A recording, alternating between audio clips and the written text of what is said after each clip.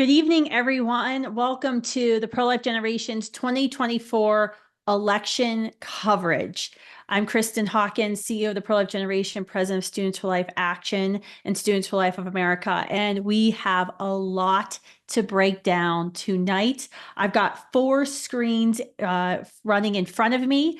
I've got some very special team members, Shell Jacobs, who is our Executive Director of Students for Life Action, Kristi Hamrick, who is our VP of Public Policy and Media at Students for Life of America. They're both going to be joining me, and as well as a ton of special guests who are going to be coming in and out throughout this whole night. But first, I want to break down a little bit about where we are. And if you see me looking this way, it's because I'm looking at what's going on, what states are being called, where we are at the Electoral College. As you know, we're all keyed and glued in to the U.S. presidential race. We've got to get to 270 electoral votes. We're up to 178 right now for President Trump, 113 for Kamala Harris, and those continue to go. But we also have a lot of other races that we wanted to come live and broadcast live. Yes, we will be live for 3 hours tonight. I have a big water already prepared. If only I had a bathroom nearby. But there's a lot of other races that we want to be able to talk to you about tonight. And so I'm so excited. I want to kick off this live stream, election live stream, with the best news I have heard in months. I am so honored to tell you that Florida's Amendment 4, this all trimester late term abortion ballot referendum that was on the ballot in Florida, that we have been dramatically outspent by, that there's been misconceptions and lies just openly promoted by Democrats, by the leftist media, has been defeated. It's been defeated. If nothing else goes our way tonight, which I highly doubt, but if nothing else goes our way, as in victories for the pro-life movement, we can be so joyful that tens of thousands of lives will be saved every year in the state of Florida, that abortion will remain illegal after a baby's heartbeat can be heard. At Students for Life Action, we fought hard for the Heartbeat Abortion Protection Act to pass in Florida. We were there multiple times in Tallahassee. I was personally going into the Senate president's office in Naples with stacks and stacks of petitions. We did everything we could to see that bill pass. When Governor DeSantis signed into law, Students for Life members from Florida State were standing right behind him as he signed into law. We were so proud to see this bill become law in Florida, taking a state that was the 5th highest abortion state in the country down to nearly 0 abortions. But it was all at risk tonight because the abortion lobby decided they wanted to help Kamala Harris. They wanted to help Joe Biden get out the vote for Democrats this year. And so they introduced and proposed several abortion ballot referendums in key states across their country, Florida being one of them. And then they recruited their friends in Hollywood, George Soros, other billionaires to fund aggressive advertising campaigns against the pro-life movement. In some of the states, the pro-life movement doesn't even have a full-time organization operating in these states, yet hundreds of millions of dollars was being pumped into them.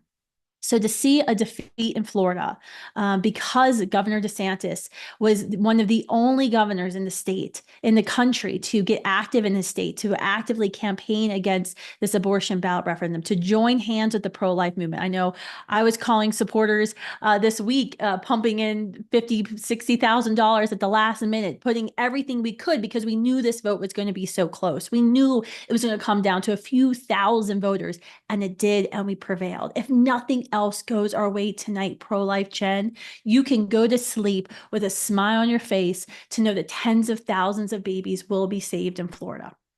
But enough of that. We'll talk about that more later. I have a whole spreadsheet that I am supposed to get through in the next 14 minutes with you. So just be ready. I've only had 2 energy drinks today, and they weren't Celsius, so they weren't that great. So I'll try to talk a little slow. So the other good news that you won't hear reported, and you probably haven't been hearing reported leading up until today's general election, was that the pro-life movement has already secured significant victories already, even before today, in the primaries this year. This spring and this summer, Students for Life Action was on the ground.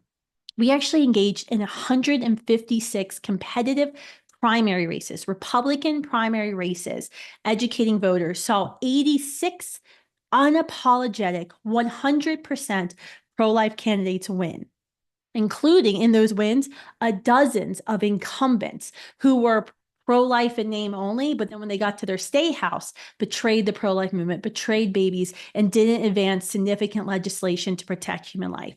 And we saw these victories at the cost of only $1,000 a candidate. I'm sorry, $1,100, $1,100 per candidate. That's significant.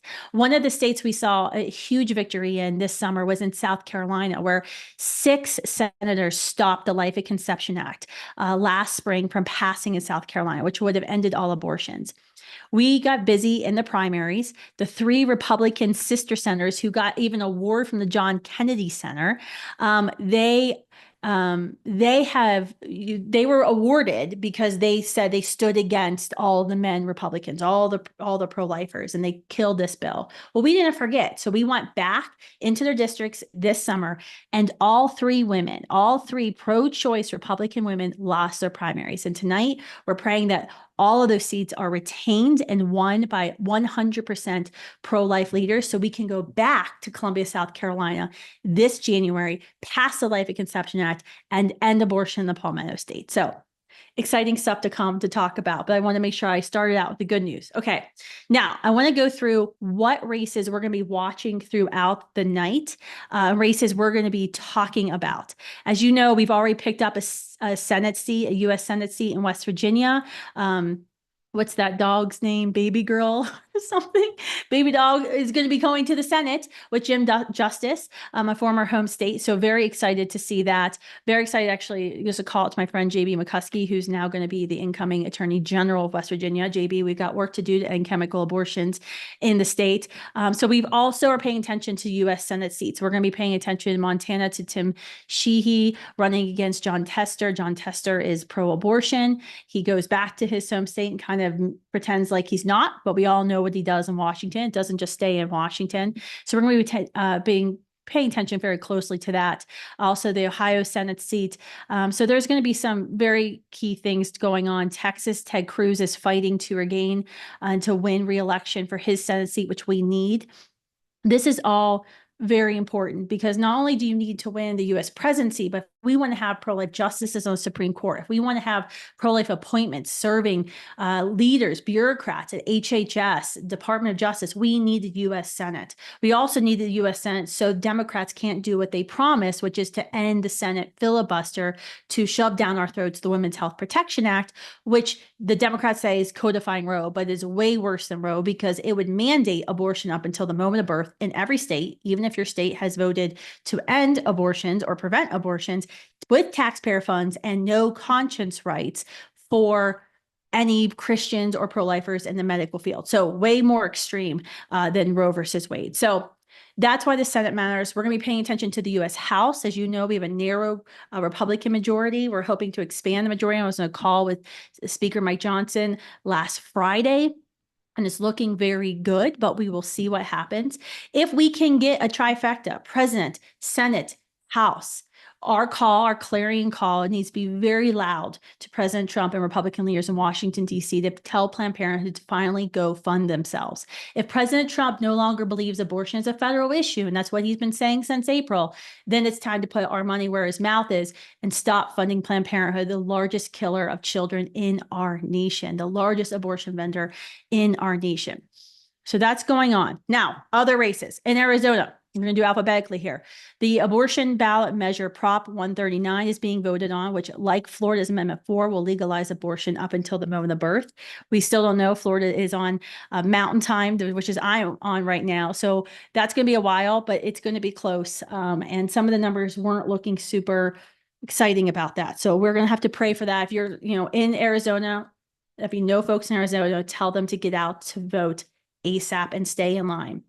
There's other key races in Arizona watching because the Arizona House and Senate are very, very close, meaning we have Republican control holding back the pro-choice, pro-abortion governor from doing everything she wants to do, but I think it's like a 2-seat majority in both of them.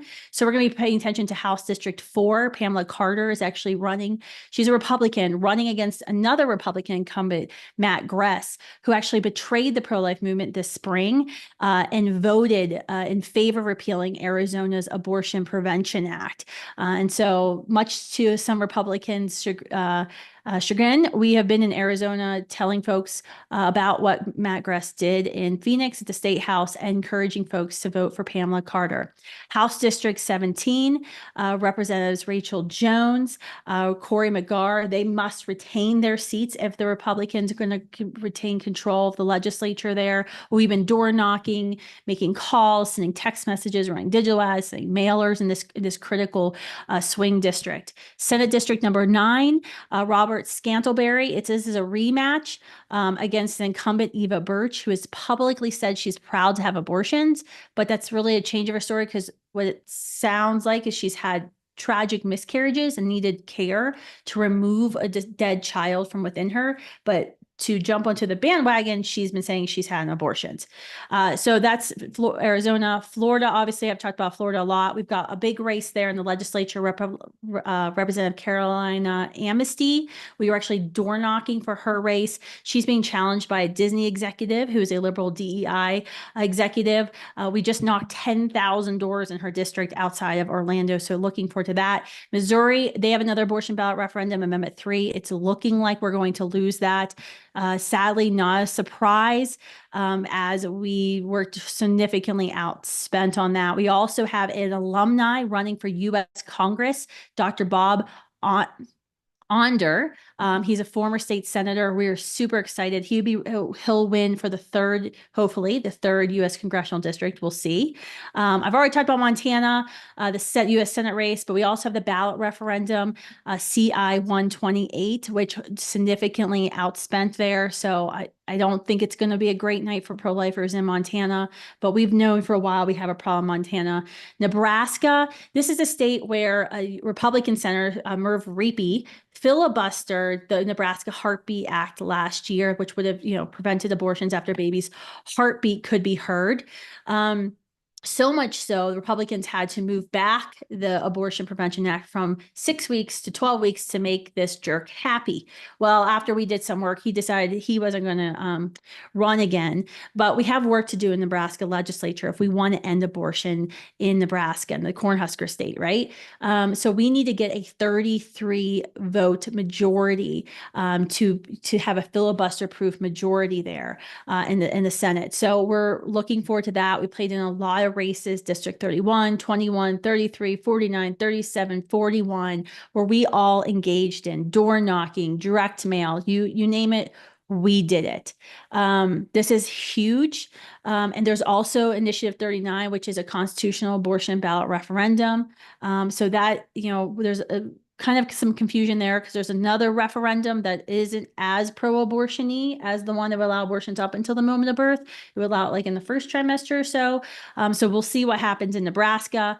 New Hampshire. All right. So there's some stuff coming in on my side chat. So I'm trying to look off a couple of screens here. We got some good news. Our student leader, Sam Farrington, just won in New Hampshire for state rep. So excited. I love nothing more to see pro-life Gen alumni actually winning. I love this. We were door knocking for him and other leaders in New Hampshire. You might think New Hampshire, why would a pro-life organization play there? Republicans actually have a narrow control of the state house, and often whether bills are passed or killed depends on who shows up to the vote. For example, one of our biggest victories that most people don't know about is they attempted in New Hampshire to put a constitutional late-term abortion ballot referendum on the ballot this year. That failed because of who showed up. And so that was a big deal. We're also going to be paying attention to the race for governor. I haven't seen it recently. I know it was close, but we'll see what happens in New Hampshire there for governor. North Carolina, I don't think it's been called for President Trump yet, but the numbers were looking good right before I went live. We'll see what happens. New Hampshire, North Carolina. We were just door knocking for Lori Buckout, who's challenging a Democrat incumbent in the U.S. House of Representatives, Don Davis. It's U.S. Congressional District 1. This is one of the most hotly contested U.S. House of Representatives races in the country. And this race may very well determine who controls, Republicans or Democrats, control the House of Representatives. Once again, our whole plan, defund, tell Planned Parenthood, go fund themselves, defund Planned Parenthood, kind of rests on this race. So we were out in her district, making calls, sending texts, doing digital ads, doing all the things. We're also watching the state House races, this House District 73, 34, 5, 82, that we were all engaged in because we want to maintain a super majority in the state House. So the Democratic governor, Governor Stein, will not be able to impose a radical agenda.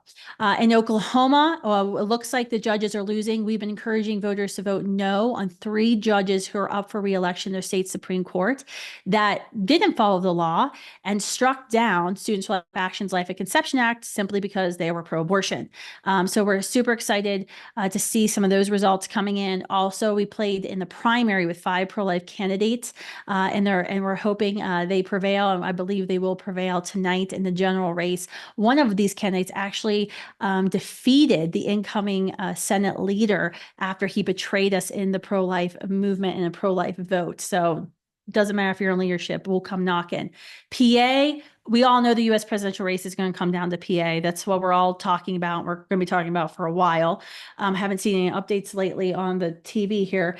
But something you got to also pay attention in PA. There's a U.S. House of Representatives race trying to help U.S. Representative Scott Perry of District 10 retain his seat.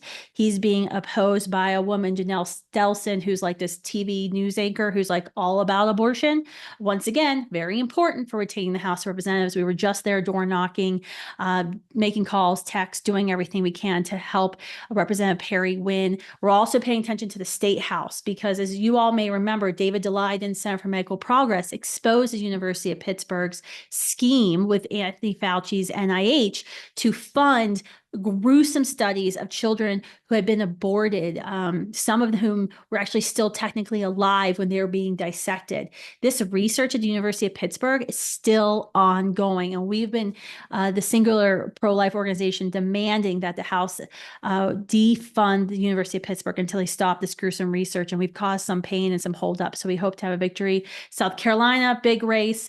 As I already mentioned about the sister senators, it looks like Republicans are going to keep all 3 of those seats. Remember, sometimes we talk about defeating Republicans in the primaries who kind of suck on protecting human life. The argument of this, my establishment friends in Washington, D.C., is you can't really pick on Republicans in the primaries, Kristin, because if you do, they'll lose the new person will lose the general race, and then Democrats will pick up a seat, and that'll be worse. And so that way, we have to keep these really bad Republicans in office.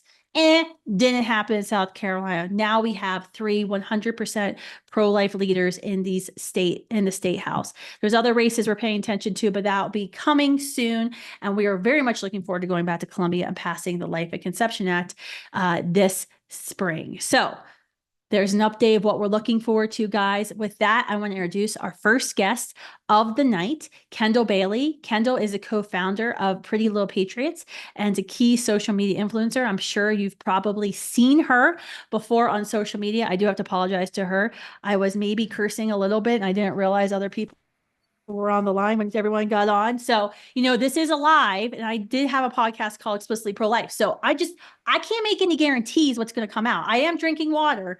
There's nothing else nefarious going on here, but just saying. But I do want to have Chanel Jacobs join as well. Chanel, you won't really be interviewing Kendall like I will, but you are the interrupter as you see things going on, because I cannot watch 3 screens at one time and keep this going. As much as I, say I'm a multitasker, it's me hard. So Kendall, thank you for coming on. Thanks for having me. I'm such a huge fan of yours, so I'm just like tickled to be on here with you.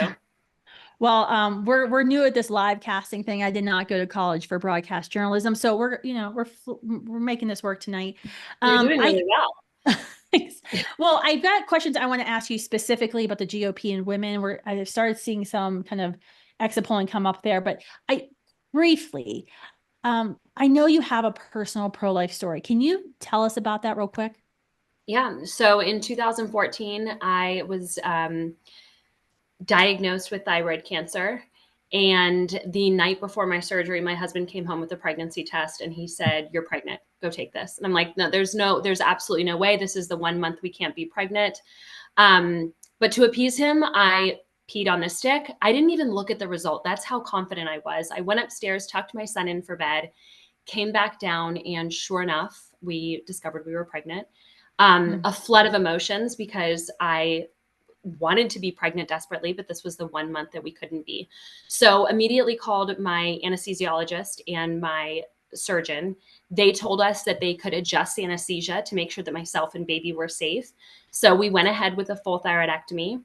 When I woke up from surgery, we discovered that the cancer had spread. And so this is when we were faced with the decision to either abort my child and really focus on my health or put it in God's hands. And we believe that every child has a purpose. So we chose to really focus on baby at the time and left the rest up to God. Keep in mind, if I had had an abortion, I would have a dead baby and I would still have cancer. So in no situation would an abortion have cured me of my cancer. So I gave birth to Presley, beautiful baby girl at full term. And then I breastfed her for 2 months, then rid my body of the breast milk so that the radiation wouldn't attack that. And I did radiation and I am cancer free today. And I am so, Amen. so thankful for God just taking kind of a test and turning it into a testimony. And I'm so thankful for my beautiful baby girl who reminds me every day that God is so good. That's right. That's awesome. Thank you for sharing that, because I think that's so important. This perspective that we're hearing right now, we've been hearing from Democrats all throughout this election season of a woman's health. If a woman's health is in danger, she must have an abortion. And you're like, well, wait a minute. Like, that gives her a dead baby. Does that actually solve the problem? And I think that's Right. it's been so tragic to see these really complicated situations boiled down to just have an abortion, as if that would end cancer. As Well, if and then that they don't would take talk away these about the other issues. repercussions and the damage that that does to a woman. I also Absolutely. don't believe that my child is less worthy in my womb than she was in my arms. I think she had just as much value. It doesn't matter her location. That's right. Absolutely. So what do you think? I mean, not only see for you, but Presley, your daughter, what do you think about this GOP hates women narrative that's been happening this election cycle? I mean, it's very clear the Kamala Harris campaign's been going after women, courting women to their own demise. I think we'll see, especially when you look at the male voting numbers. But do you think it's taken hold? How do you think the GOP in future elections can maybe do a little better messaging to women? First of all, I think it's so manufactured. This isn't the 1960s. Women aren't out here, burning bras. We love women. I think it's interesting that this narrative that we dislike women, that we hate women, it's coming from a party who is encouraging women to cut off a feminine body part and act like a man. It's coming from the party who says, let's have men in our bathrooms. Let's have men compete in our sports. This is also coming from the party who has these ads running of men masturbating. I mean, instead of actually having a real relationship with a woman, they are trying to destroy the nuclear family. And I That's think right. the left, I will say the one thing that they are so good at is their marketing. And they have instilled so much fear into women. And these women believe that truly their health care is at risk when that's not the case at all. And it breaks my heart if you had a miscarriage, which I've had multiple miscarriages, and I've had DNCs because of those. That is not something that we are going to take away from a woman. We're not going to have a woman just allow a dead baby to sit inside their womb. It's heartless. And the Yes. lies that are being spewed, I think it's wild that there are so many fact checkers who fact check our truth and then they just leave everything else to be. It's disgusting and it's so disturbing. I'm glad you brought that up because, I did a react to that terrible masturbation commercial that's like teaching guys, like it's trying to win guy voters by saying Republicans are going to ban porn. Um, which is, first of all, it was just sickening to do it. I was kind of upset to even make the video because I had my kids watch my social media. But then the same company made that ad of like a woman bleeding out on the carpet in their living room. The husband calling 911. 911's like, your wife needs an abortion. It's like, I'm your white Republican congressman. She can't. She's going to die. I tweeted out about that. Like, this is blatantly false. Every single state that prevents abortions, even, states like Oklahoma that passed the Life of Conception Act have a, one, it always says nothing in this law has to do with treatment for a miscarriage, when a baby has died. And then also all these laws have exceptions to preserve the life of the mother. I tweeted it out. I woke up this morning, Instagram put a fact check on my video. What was the fact check? It was that sometimes women need abortions or they'll die. Like, it was unbelievable. I'm like, wait, you didn't do a fact check on this freaking commercial that's literally a lie, that no state bans abortions if a woman is dying, which, by the way, if a woman's dying, you don't save her by going in and saying, here, I'm going to, give your baby a heart attack and put some Lemuria into your cervix and come back later in 3 days and you can deliver a dead baby. No, you deliver the child. It's a maternal fetal separation. That is how you preserve her life in that moment. It is not even an abortion. It's a delivery. But yeah, no, it's crazy. Okay, real quick, before I have to cut to a break, what races are you most excited for looking to tonight? I mean, presidential gives me like chill bumps because I remember this time 4 years ago when we were winning. We all went to sleep and we woke up and like Joey got it. And we're like, what's going on? So presidential, I'm most excited about. I would say Nevada too. Sam Brown is incredible. I love that he's a veteran. I love that he's for our secure borders. I think it's wild that Jackie Rosen, how are there still people that are pushing for sanctuary cities? And also she says that we don't need voter ID. I need an ID to buy a puppy. I need an ID to get into my kid's school. I need an ID to get my ears pierced. I went to get to Costco at Costco and I went in like the outdoor because all we were going to do to eat. And I got like swarmed by Costco staff because I didn't go in the right door and show my membership card to get my freaking $10 pizza. Yep. How about NyQuil? If you want to buy NyQuil, you need an ID. Are you kidding me? Yeah, I lost it on the pharmacist in Walmart one time because they would ID me for Sudafed. I was like, you have Plan B right here on your shelf. I could be a rapist, raping a girl, buying this, drugging her up to cover up my crimes, yet you're carding me for a box of Sudafed. And this pharmacist just was like, didn't have anything to say. Jaw on the floor, pick it up. Yes. Yeah, well, I'm one race I do want to comment in. I did say Ted Cruz we were kind of concerned about. They have projected that Ted Cruz will win. Someone just texted me that North Carolina has been called for Trump. I do not know if that is true. That is on my teams right now. Kelly Ayotte? Kelly Ayotte, yes. She just was called for governor of New Hampshire, which is great. She's not 100% pro-life, but she's definitely better than the alternative. We got to move to a commercial break. Kendall, thank you so much for coming on. I love talking to you. I love following you on social media. Right now, you're going to see a video of a young girl named Faith from our Almost Aborted campaign that we launched this spring because Democrats were lying at the State of the Union. They've been lying throughout this entire year about those who are diagnosed in the womb with fetal abnormalities, as if that automatically means these children, these precious human beings must be aborted. These stories that we featured that were seen millions of times, when 8 million Americans saw these stories online. We had billboards at Times Square, Arizona, Florida, Nebraska, Missouri, South Dakota, all the ballot referendum states, billboards so millions of people every week were seeing them. We are so excited to present to you this story of faith, and I hope you'll share it around. My name is Jessie. And my name is Brad. And this is our daughter, Faith. And this is our family's pressured to abort story. We want you to know that trisomy 18 is not a death sentence. 15 years ago, I was pregnant with our 5th child, and our doctors told us that Faith was incompatible with life, and she had a fatal fetal anomaly called trisomy 18, that only 5 to 10% of the babies born with this syndrome make it to their first birthday. When we found out that Faith would be born with disabilities, we were told by many that the best option was to terminate the pregnancy. The geneticist actually told us that our disabled daughter would ruin our marriage, the lives of our other children, and our finances. Today, over 90% of children with trisomy 18 are aborted. Because of abortion, there has never been a medical standard of care for people with trisomy 18. And most families like ours have actually been denied care for our children even when they live. But as parents, choice was never an option, as we know every life is precious and that our baby Faith deserved a chance to live and thrive regardless of her disabilities. Faith is 15 years old now. She is living proof that trisomy 18 is not always fatal.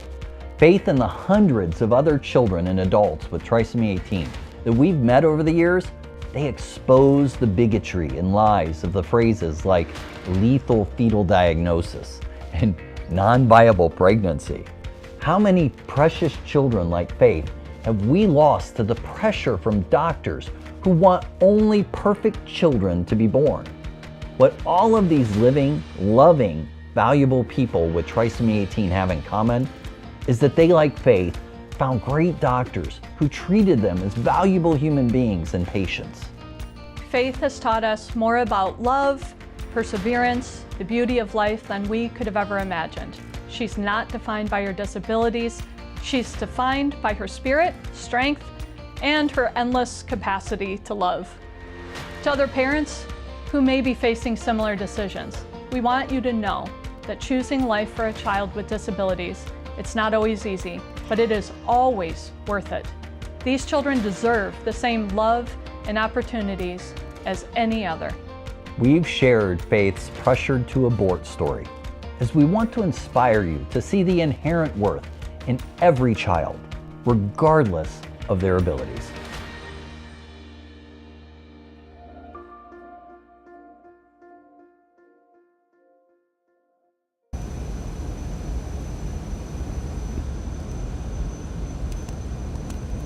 All right, we're back. And if you want to see more of those almost aborted videos, go to almostaborted.life. We still very much want those stories being spread. So I think I've got a few minutes here in our script and our agenda that I'm allowed to give you some actual election updates. As before we went to the break, I talked about how Senator Ted Cruz, that was a very closely watched race because, you know, if we want to win the U.S. Senate, we need Senator Ted Cruz to win. His race has been called. That is huge. Kelly Ayotte in New Hampshire, her race has been called for governor. She's a Republican. She was formerly a U.S. Senator. So I'm really excited about that. I know the audio is making some noise right now, so I just bear with us as we try to figure out technical difficulties. All right, North Carolina has been called for President Trump. That is massive. That was definitely something he needed towards his path to victory. We're up to 195 electoral votes for President Trump, 117 for Harris. That is huge and very exciting. Once again, it's going to come a lot down to Pennsylvania, unfortunately. Pennsylvania, you need to get your all's act together if you want to have, you know, normal TV commercials in 4 years. As I already said, Sam Farrington won in New Hampshire for the New Hampshire House. Our first alumni, Students for Life Action alumni of the night to win. Hopefully there will be more. Tennessee, Marsha Blackburn has retained her U.S. Senate seat. I think we were pretty good for that. Rick Scott in Florida retained his U.S. Senate seat. The Senate is shaping up very nicely. We still, obviously, because of time differences, we still don't know what's happening in Montana with Tim Sheehy and Senator Tester. So I'm really excited to kind of see what happens on this. I'm trying to think what other races we need to be going through right now. I haven't seen, Chanel, are you on? Have you seen anything from Kentucky come in yet? I know we have a former student, TJ Roberts, who's running for state house there. Yep. I believe TJ has won. So we're excited. So he's our second Students for Life alumni of the night to win. Yep. All right. All right. I need like a little champagne like sound effect or something like that we can be like corks popping every time an alumni wins. I mean, this is like our master plan, by the way, if you don't know this. It's not just to get you, a student leader, out door knocking because it's fun, because we all know it's usually not that fun unless you're like me and kind of like to have debates with people. But it's so you all will eventually lead, and you will serve in your state houses, go on to serve in the U.S. House of Representatives, U.S. Senate. New Hampshire has just been called for Kamala Harris, looks like on the screen. That will up her electoral votes. So we'll see what happens there, but I don't think that is anything new. There was a couple of folks thinking that New Hampshire was in play. I know as a Massachusetts native, Chanel, you were really hoping for that tonight. So Ohio looks like it's super close still for the president. Virginia. Folks, Virginia is very interesting. And when I just looked at it, Larry Hogan lost in Maryland. I'm so sad that a pro-choice Republican has lost his seat. Would have been great to have a Republican senator from Maryland. Absolutely. But would he have done much if he was pro-choice? No, not really. I don't know how many times pro-choice Republicans have to lose for the Republican establishment and all the inside the Beltway consultants to get this point. Is you will lose if you're a Republican and you run as a pro-choice candidate. Look at 2022. I mean, this was one of the untold stories of 2022, folks, where everyone was saying, Republicans, it wasn't the red wave because of Roe versus Wade, because of abortion. Wrong narrative, guys. The candidates who are unapologetically pro-life, Brian Kemp, Mike DeWine, J.D. Vance, their races were the ones that were the first ones called. They went handling. Marco Rubio, there was like some in 2022, like rumor that Marco Rubio was going to get trumped because he was against abortions, even in cases of sexual assault, because he, like the rest of the pro-life movement, knows that your value as a human being doesn't change based on the actions of your parents. And even if your father is a monster, you yourself are not a monster. So that's really exciting. Chanel, what else do you got for me of what's going on? Chanel, or even Kristi Hamrick, if you're still on the line, what else has been happening while I've been talking that I've been missing? I know Virginia, somebody talked to me about Virginia. What are the numbers there? Actually, I was just going to speak very briefly about Florida. We have that race that we are watching in the State House with Carolina Annecy, who is in a super, super close race. It's our first race of the night that is probably going to a recount, and that she and her opponent are only separated by 195 votes out of 88,000 cast. So we probably will have a recount in that district in Florida. You'll recall that Students for Life Action knocked on over 10,000 doors opposing Amendment 4, our big victory against Amendment 4. The same time, we were educating voters about that race for state representative, and it's now too close to call. Wow. Okay. So we're seeing a lot of too close to call, Kristin, at the presidential level. Virginia, Trump is up 49.7 to 48.5, but only 59% in, and we're trying not to call till 75% in. A lot of these close races, Georgia, 74% in, Trump is up 52.7 to 46.6 Harris. But nobody, people are just the percent in Georgia? And in Georgia, it's 74% in, and Trump is up, but they are being tepid. It looks good. It looks really, really good. South Carolina, though, it's still a little low to call, but Trump is up. South Carolina, let me pull that number up. Wait, they are called South Carolina. You're talking about North Carolina? South Carolina. Okay. The U.S. Senate race in Ohio is very close as well. Only a couple of percentage points separate that. That's in the road to retaking the U.S. Senate. Ohio is a big race. So we're watching that. What happened in what's the percentage in North Carolina? It just came on, I missed it. Between Trump and Harris in North Carolina. Let me get back in a second, because I just found South Carolina. And South Carolina was 67% in. Trump is up at 59.4. So that's pretty exciting. North Carolina, wait a minute. He's got to have South Carolina. With North Carolina with 55% in, he's at 51.4 to 47.4. And they've already called North Carolina with only 55%. Yeah, that's odd. But a lot of times when they're calling, it's because if you have, like, you look at a state like Pennsylvania, where there's a lot of population in Philadelphia and a lot of population in Pittsburgh, you could have the entire state in, those two cities out, and they're not going to call it yet because giant population centers are out. That's what kind of makes it weird sometimes when they have lower numbers in and they call it, but it's because of what population centers are in. So Yeah. that really makes, it does make the reporting confusing, but we are trying to go with 75% or more to call it. But as you already Okay. said, they did call It some of looks those like other we're at states for Trump. 47 Republicans for the Senate. That's huge. That's Yeah, we very picked up one important. in the Senate. The House, from all the numbers that I see, we're still neck and neck where we have held the same numbers. Okay. So too close to call, really. What's going on in Missouri? I see 4% of votes in South Dakota, and they're all trimester abortion ballot referendum. And obviously we're winning in there, but I mean, it's still going to be close because we were outspent there. And the Republican The ballot leadership in South Carolina has referendum been, looked what's bad. Missouri? The Missouri Missouri? vote at 20% is Trump at 45.7 to Harris at 53.1, but it's 20% in. Okay. Is Not that St. good. I wonder if that's St. Louis in? That could be, yeah. Yeah. So Yeah, you just have to look at some of this. Hannity just you have predicted to a see who Trump reported, and win on on the math air. that I have, yeah, exactly. All right. It looks like I just saw a thing 58-42 Missouri ballot. So it looks like losing on that. Okay. All right. Well, we're gonna take a break from going through the live calls while the team, Kristi, should now get back to work and get us new numbers. I want to talk just quickly about some election misinformation from this current election cycle. Now, I mean, before we have our next guest, Josh Hammer, on, I do want to talk about one of those most infuriating lies we heard time and time again. They claiming that late-term abortion is not real.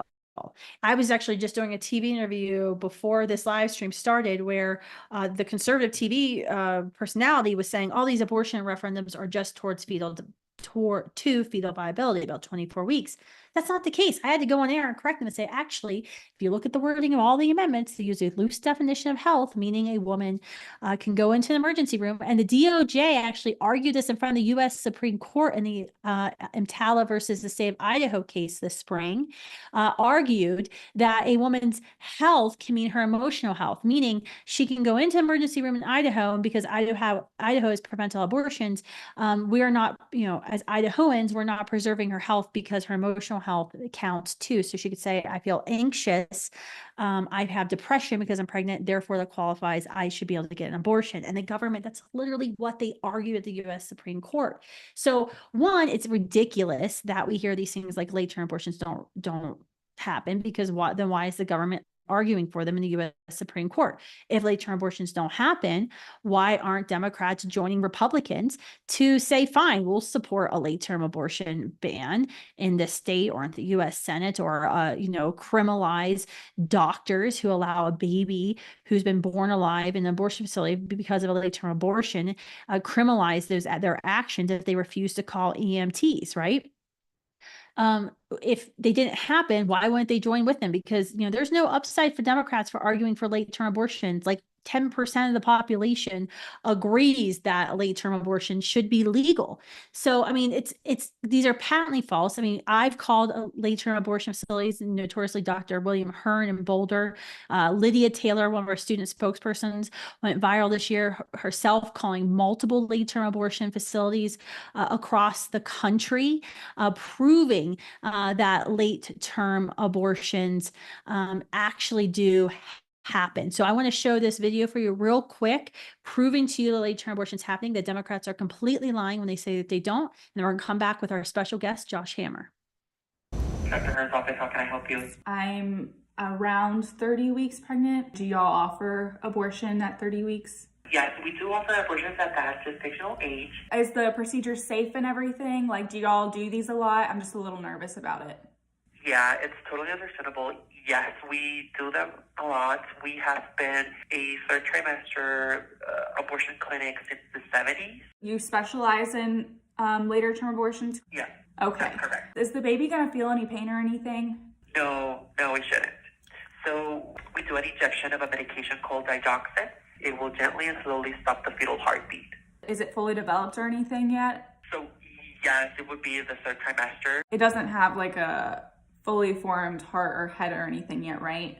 At 32, it does. Okay, and y'all are still able to do the abortion with the baby being that developed, right? Yes. Okay.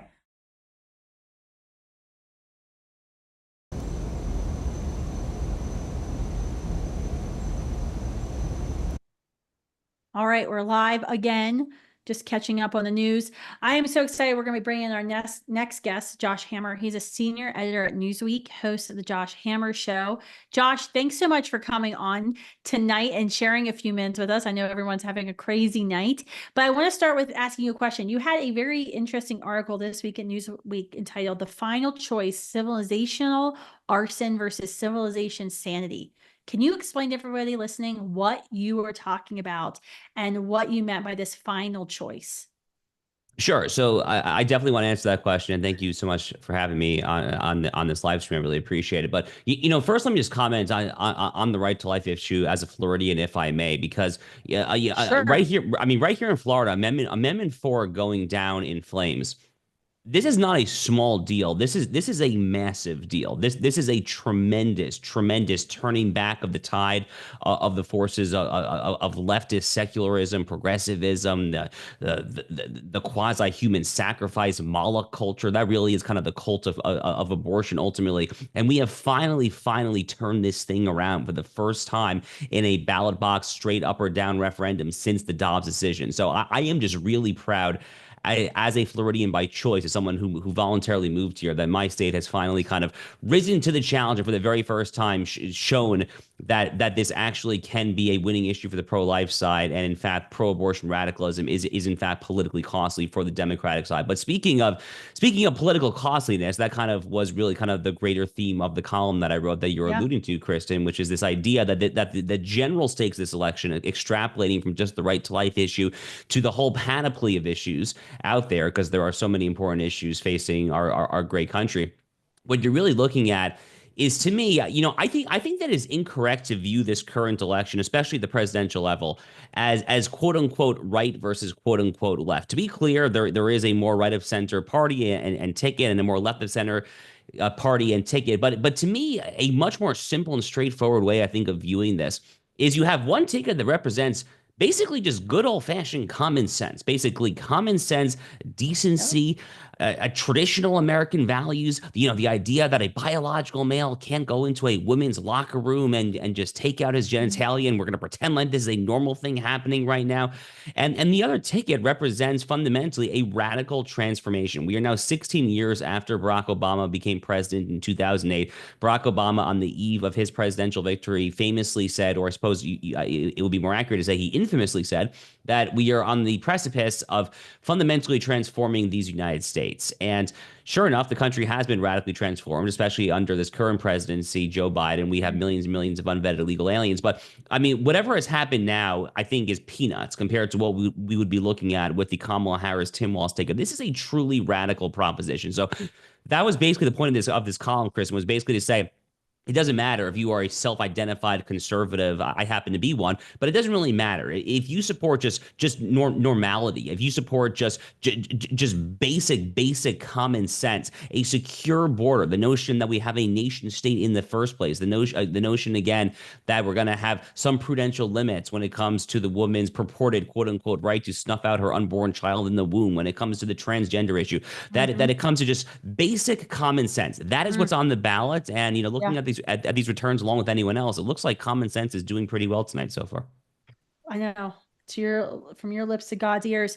Okay. No, I'm so excited that you talked about Florida, because that's how I started out this live stream of, if nothing else goes our way tonight, we can go to bed joyful with a smile on our face, knowing tens of thousands of babies will be spared in the state of Florida, which before the Heartbeat Abortion Prevention Act, which we were so honored to play a part in seeing that pass, abortion they had the fifth highest abortion rates in the nation in Florida, because it's an international abortion destination. So this was a huge victory. So I thank you for talking about that. What races are you most particularly kind of keyed in beyond Amendment 4 that you're looking at right now?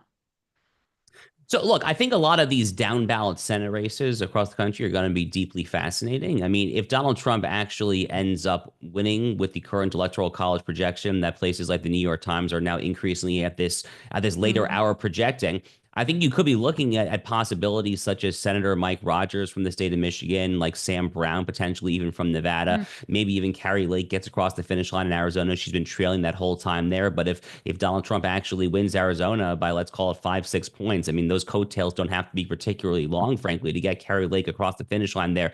So I'm definitely looking at the magnitude of the coattails there. You know, some other races that I'm looking at, when you look at the 2022 flip of the U.S. House from Democrat to Republican control, there are certain states and specifically certain parts of certain states that actually had a lot to do with it. So I'm actually a native of New York State. I'm from the Hudson River Valley area. You know, there are numerous congressional seats there in the Hudson River Valley, so the northern New York City suburbs up towards Albany. There are numerous congressional districts there that are very, very, very evenly split. And the flipping of districts just like those are actually the reason why Mike Johnson is today Speaker Mike Johnson in the House. So I'm looking very carefully at some of those congressional districts, Long Island as well, Southern California, actually, Orange County, California, very similar story. A lot of these districts started to shift back towards the right in recent elections, vis-a-vis the Obama era when they were going way towards the left there. So certain congressional districts I'm definitely paying close attention to as well. But, you know, like everyone else, Kristin, I mean, I'm starting at the top. I'm most looking forward to seeing who is our next president of the United States. It looks like North Carolina and Georgia are strongly trending towards Donald Trump and JD Vance. So this thing is going to come down to the Rust Belt, to Pennsylvania, Wisconsin, and Michigan, just like it did in 2016. And you know, perhaps Donald Trump's final rally in Grand Rapids, Michigan last night is going to look poetic, just like it did 8 years ago.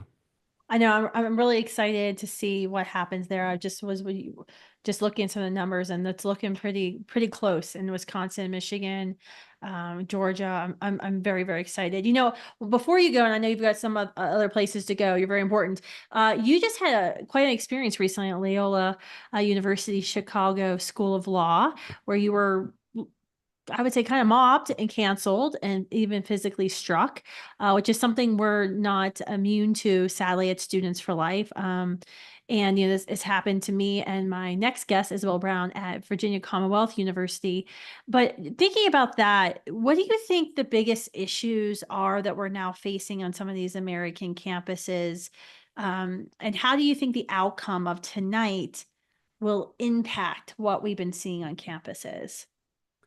Well, I think it's going to be a mess on campuses if Donald Trump wins. I mean, there's really no other way to say it. I mean, in the aftermath of Donald Trump, yeah, exactly. I mean, the day after Donald Trump won in November 2016, you know, these campus diversity crats had all sorts of cry-in sessions, and you could basically skip class if you needed mental health counseling. And that generation that was in college 8 years ago, now they're in their 20s. They probably have not matured very much. So who knows? Maybe they'll be having to mass exit the workforce for a day or two just to sleep in, drink their sorrows away. I mean, I guess what I'm most worried about is actual violence, is actual George Floyd riots, Black Lives Matter 2020 riots. That is what I'm genuinely terrified of. And I don't think it's necessarily going to happen tomorrow or the day after that. It actually might take time. We know how these left-wing activist organizations work. They take time to very carefully plan this at a grassroots level. But, you know, you mentioned what happened to me at Loyola University Chicago School of Law this past week. It was really nasty. So I was there for a Federal Society speaking event. I do a number of campus talks for a few organizations, one of which is FedSoc. And at this particular event, I was supposed to be debating a left of center law professor when it comes to presidential immunity and the Trump versus United States Supreme Court case and lawfare, more generally speaking. Not really like a really testy subject, by the way. Like, right. This is like a FedSoc event. These are future lawyers. Exactly. But nonetheless, just setting the stage here. Right, exactly. But nonetheless, because I am Jewish and a supporter of Israel, I had roughly 2.5 to 3 dozen keffiyeh-clad protesters there who were there with all sorts, holding their signs. You know, Josh Hammer's a fascist, a supporter of genocide. He's a this, he's a that. And long story short, the event ended up getting canceled about halfway through. And then I needed a police escort to be evacuated from the event. And at least one so-called protester physically shoved me.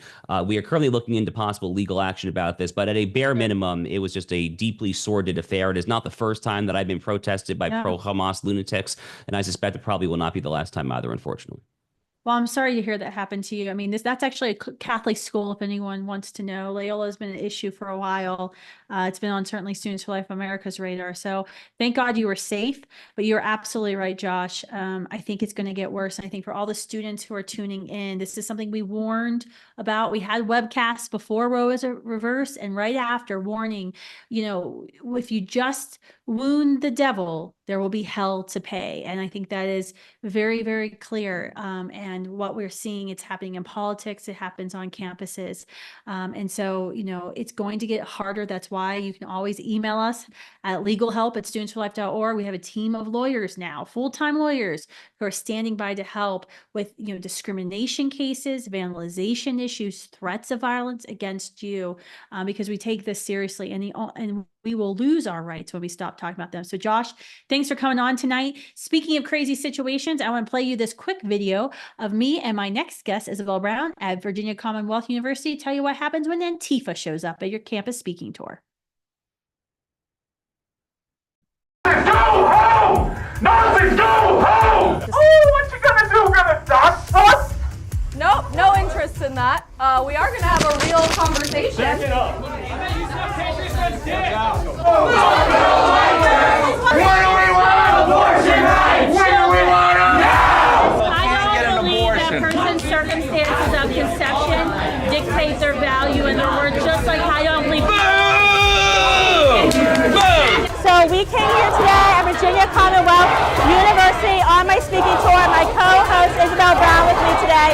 Antifa decided to show up in force, and being the fascists that they are, they won't actually even let the event continue.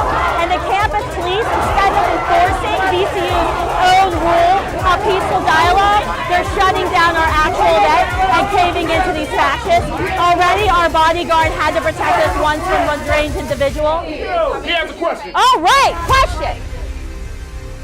Do we pick up? Oh, We hey, flipped a Senate seat. we're back. I don't know. So Isabel Brown, you are on with me live. Isabel and I obviously survived our night at Virginia Commonwealth University. Poor Kevin, our cameraman, got assaulted. I think our camera got killed. A student got hurt, but we prevailed, and we actually won the suit against the school. They settled, and I had to come back. So real quick, Isabel, before we get into some of the grilling I'm going to do on you, introduce you fully, I just want to report we have flipped a U.S. House Representative seat in Georgia's 7th congressional. Well, no, never mind. Chanel saying never mind. We had a House flip, but we're trying to figure out. That's good because that means we'll pick up another House seat, and maybe we'll have more than a 2 House seat majority when we go back to tell Planned Parenthood to go fund themselves. Isabel, thank you for coming on. You are the author of the End of the Alphabet: How Gen Z Can Save America, and a key social media influencer. You do all the things I don't know how to do. You're so popular. All the students love you. Can you tell us, since you are the big advocate of Gen Z, I'm probably a little bit more pessimistic, what are you seeing tonight with that's coming in with about the youth vote? Well, first and foremost, Kristan, I just have to say I'm incredibly optimistic about the trajectory across the board for tonight. I don't think anyone had any sort of accurate prediction what we could have expected from election night 2024, but everything is coming up sunshine this evening across the East Coast of the United States and moving west as the night goes on. I moved to Florida about a year and a half ago, and no one, even in our own state, was predicting that Amendment 4 would fail, and yet it did, which we are rejoicing over here in the state of Florida. There are tens of thousands of children who are now safe in their mothers' wombs for the rest of the year that otherwise would not have been. So that is a huge, huge victory. And it looks like we're looking for exciting victories in Georgia, North Carolina, and maybe even Pennsylvania to boot here before the end of the night. So everybody keep praying and keep your eyes glued to those few key swing states. When it comes to the youth vote in particular, there's a whole lot to be optimistic about, even if the media is trying to sway this in a way that's making you believe young people are overwhelmingly pro-Democrat, pro-abortion, pro-leftism, pro-Kamala Harris, etc. Early exit polling from CBS, which is the first exit polling I've seen drop tonight, shows that all voters under the age of 44 only broke to the left by 52%. So you're watching a massive swing start to go towards very conservative ballot initiatives, Republican particular candidates for office, and maybe even voting for Donald Trump in particular, which very much mirrors what we've been seeing with these massive rallies on college campuses and support on social media too. We're getting more states called in. Hold on. Big, big, big. Never mind. I thought it was Nevada. It's just Utah. We know Utah. We love Utah. Montana call for Trump. Yay. I thought it was, okay, they had Nevada up and they switched it the last second on Fox. No, I know. I'm so excited about the youth vote because, you know, what I saw on campuses this semester wasn't great. I'll just tell you that, Isabel. I had a lot of very angry and just quite frankly mean women screaming all the time. But what's interesting about the young men, though, because it was the young men who kind of put their heads down and could like kind of, you know, nod and then like walk away. They weren't standing there for an hour and a half to berate me. Oh, Ohio's just been called for Trump and yell at me. But it is interesting, and I'm really excited to see not only the exit polling from today of the youth vote, because I think Charlie said it was like 8 points or something at one point. But I'm really excited to see when we kind of get down to it. All right, so next thing I kind of want to talk to you about. We've heard a lot of rhetoric in this election about freedom, reproductive freedom. Why is that such a big word with Gen Z? What is the perspective of what freedom really means to this generation? Is it really just about the freedom to kill your baby, or is it anything else?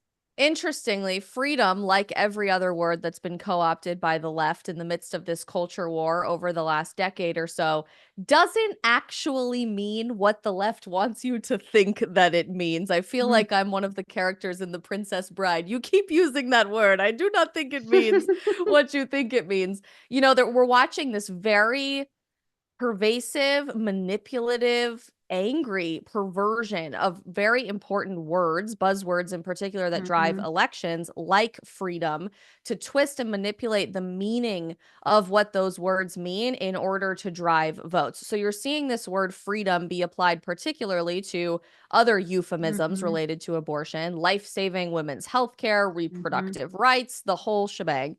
And they're using this as an opportunity to try to convince you that a limited government approach, or somewhat of a conservative approach, certainly a freedom approach, would be to enshrine a constitutional right to an abortion through all 9 months of pregnancy, which is what we're seeing in many, many states through ballot initiatives across the country.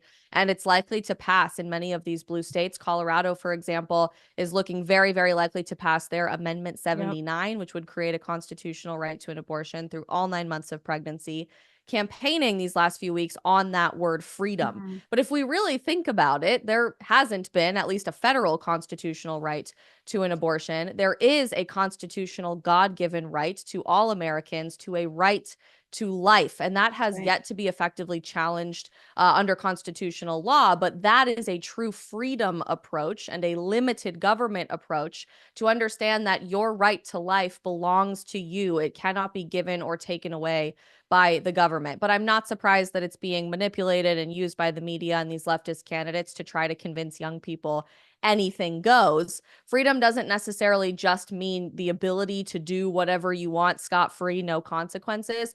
Freedom has a such deeper connotation that I think we've forgotten in a society abandoning morality and the difference between right and wrong.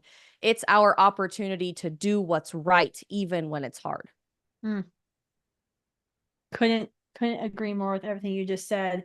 I got one more question for you. I know you're busy. Are you going down to Mar-a-Lago, first of all, to participate in any parties tonight? Not tonight. No, we're watching from the couch this evening, but it's an exciting party with me and my I wouldn't be invited, but I'm in Idaho. It's snowing here. But no, quick question. What are the races right now you're most interested in, you're looking at? I have my eyes absolutely glued for the presidential side of things to North Carolina and Pennsylvania. Tonight, if President Trump can secure a win in both Georgia and North Carolina and then pull through in Pennsylvania, it doesn't matter what happens in any of the other battleground states. He can secure 270 electoral college votes. But there are a lot of downstream ballot initiatives across the country my eyes are glued to, particularly these 10 states that have had abortion on the ballot, especially now that Florida has defeated Amendment 4. I don't think the country is as overwhelmingly pro-abortion as the media and Kamala Harris would like for you to believe that they are. And across the board with exit polling, I'm so excited to see how Gen Z ends up breaking one way or another. The Hill told us last week with some updated research that half of Gen Z voters have lied in the past about who they voted for because they were concerned about cancel culture or offending someone. So to see who those lies may in fact be covering up for, I think will be very telling for the future culture of the pro-life movement and America at large. That's awesome. Thank you for that. I think you're right on. I'm really interested to see how this generation votes and knowing, and you're right, majority, no matter, and this way I was asked, somebody was asking me about these ballot referendums. And I'm like, well, you think you're going to lose Missouri or whatever. Why is that? I'm like, well, it hasn't because the state of Missouri has gone pro-abortion. It's because they've been lied to. Their media airways have been flooded. I mean, I don't even know if the pro-life side raised $1 million in Missouri, and they had spent double digits in the millions lying. The only reason they win is when they lie and they scare. And that's been their whole fear tactic lately of, oh, if you've ever had a miscarriage, you've had an abortion. So you've got to come over and vote for us because you've actually had an abortion. They have Kristi Teigen, who shared with the world this tragic situation. Her life was at risk. They early delivered their child, son Jack. He died. We all understood what was happening. No one called it abortion. And then a couple of weeks ago in Arizona, she showed up and she's like, my husband told me I had an abortion. I guess I did have an abortion. I'm like, or I guess you had an abortion if you consider every birth an abortion. It's an ending of a pregnancy, but you didn't have a direct intentional abortion. You didn't go in and pay an abortionist to end the life, to stop the beating heart of your child. That's not abortion. Quit trying to be a media whore and jump on this bandwagon. I mean, that's so sad. This woman who had this tragic situation happen, her son died. She mourned the loss of her son, who's now been gaslit into thinking she's had an abortion. So crazy stuff. We got a lot to talk about. I'll let you go, Isabel. Go back to doing what you're broadcasting. I'm sure we're probably competing on Instagram or something right now. So, amazingly, we're not. We did a quick live stream this evening asking people to pray for America. And there's a whole lot of other great live streams going on tonight. But if I could just have one call to action for anyone who might be watching this, take a few moments tonight and pray for our leadership, pray for our country, pray for one another to discern wisdom and to do what's right, even when it's hard. Just because somebody might win the election, although we won't necessarily know tonight, within the next 24 hours, it doesn't change what we're fighting for, especially in the pro-life movement. And we have so much work to do, not just to make abortion illegal, but to make it culturally unthinkable. And we're going to pick up the work to do that tomorrow. I love you. Eventually you'll work for pro-life, Jen. You're one of us. Love Isabel. you too, Kristen. All right, bye. All right, I'm going to turn this show over. I'm not leaving. I will be here, but I'll be kind of the side person so I can get some work done. Kristi Hamrick, our VP of Public Policy and Media, she is going to be taking over to moderate for the next few guests. We have a very special guest on. I'm probably going to be on to make sure those two don't geek out, because this next topic with Dr. Michael New, talking about stats, talking about data, talking about the lies and manipulations, this could be a whole 3-hour webcast on its own. So I'm going to stop talking. Kristi, you take it away, and I'll be here to just interrupt you when hopefully Virginia's call for Trump soon. I'm just waiting. Exactly. And I think I speak for everyone that math is cool, or at least I speak for me and Dr. New. If you haven't read Dr. Michael New, you need to pay attention at National Review. You need to follow him at the Charlotte Lozer Institute. He's a well-known researcher. He has shown not only that pro-life laws save lives, but how many and how often, and is really the go-to for debunking so many of the fake stories that masquerade as science when it comes to the abortion issue. And Dr. New, I could ask you some specific questions about some of the studies, but I really thought I would just ask, all the time I'm calling you, emailing you, texting you, what do you think about this thing? What was the one or two biggest pieces of misinformation in this particular election cycle as we looked at data about pregnancy, miscarriage, abortion? What was your pressure point? What was really driving you crazy with the data this time? Oh, I wonder if you might want to turn your volume on. Well, I think it's on now. There we go. Yes. Great. What was the biggest amount of misinformation? good grief. I feel like a mosquito in a nudist colony. Where do I begin? There was so much misinformation. I never ran out of things to write about. It was sad, but glad I could serve the pro-life movement this way. I would say the fact that pro-life laws were increasing maternal mortality, that was a lot of misinformation. The fact that pro-life laws were increasing infant mortality, that was a lot of misinformation. The fact that pro-life laws actually weren't saving babies when there was great birth data from Texas that very convincingly showed the opposite. There was so much to write about. I could talk about the specifics, but as always, a ton of misinformation. And I think one thing I'd love you to talk about, and it's one of my favorite pet peeves, I'd love to get up on a soapbox and go on forever about the fact that there is no such thing as abortion data in the US.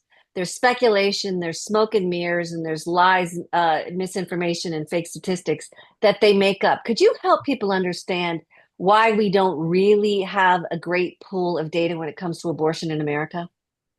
Sure, that abortion reporting requirements are very weak. The CDC does make some effort to collect data, but states aren't required to actually report data to the CDC. For instance, California has not reported any data to the CDC since 1997 on abortion. Many other states like Maryland, New Hampshire, West Virginia, Kentucky report, infrequently, if at all. So it's a very incomplete picture. I mean, California is the biggest state in terms of population.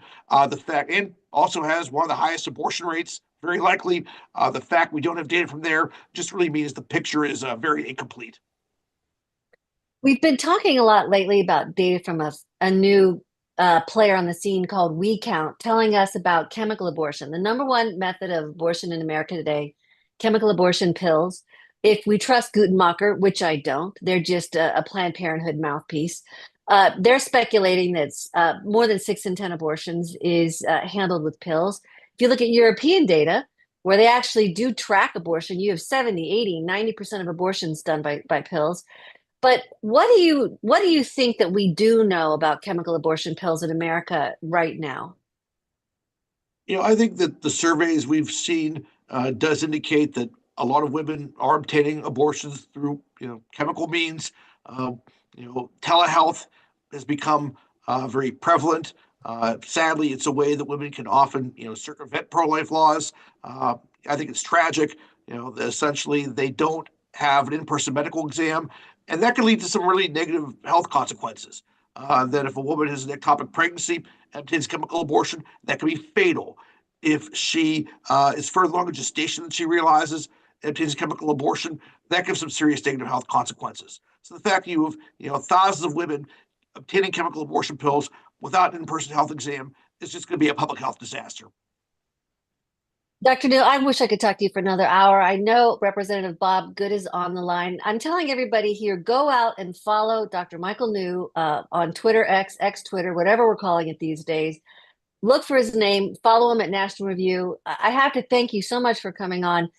And to anybody who's watching this, if you've seen all the misinformation about miscarriage equals abortion and women are dying here, there, everywhere, get a second opinion on that and follow Dr. New to understand the true facts. It's a real service, and it's an honor to talk to you tonight, Dr. New. Yeah, my Twitter handle is Michael_J_New. Please give me a follow.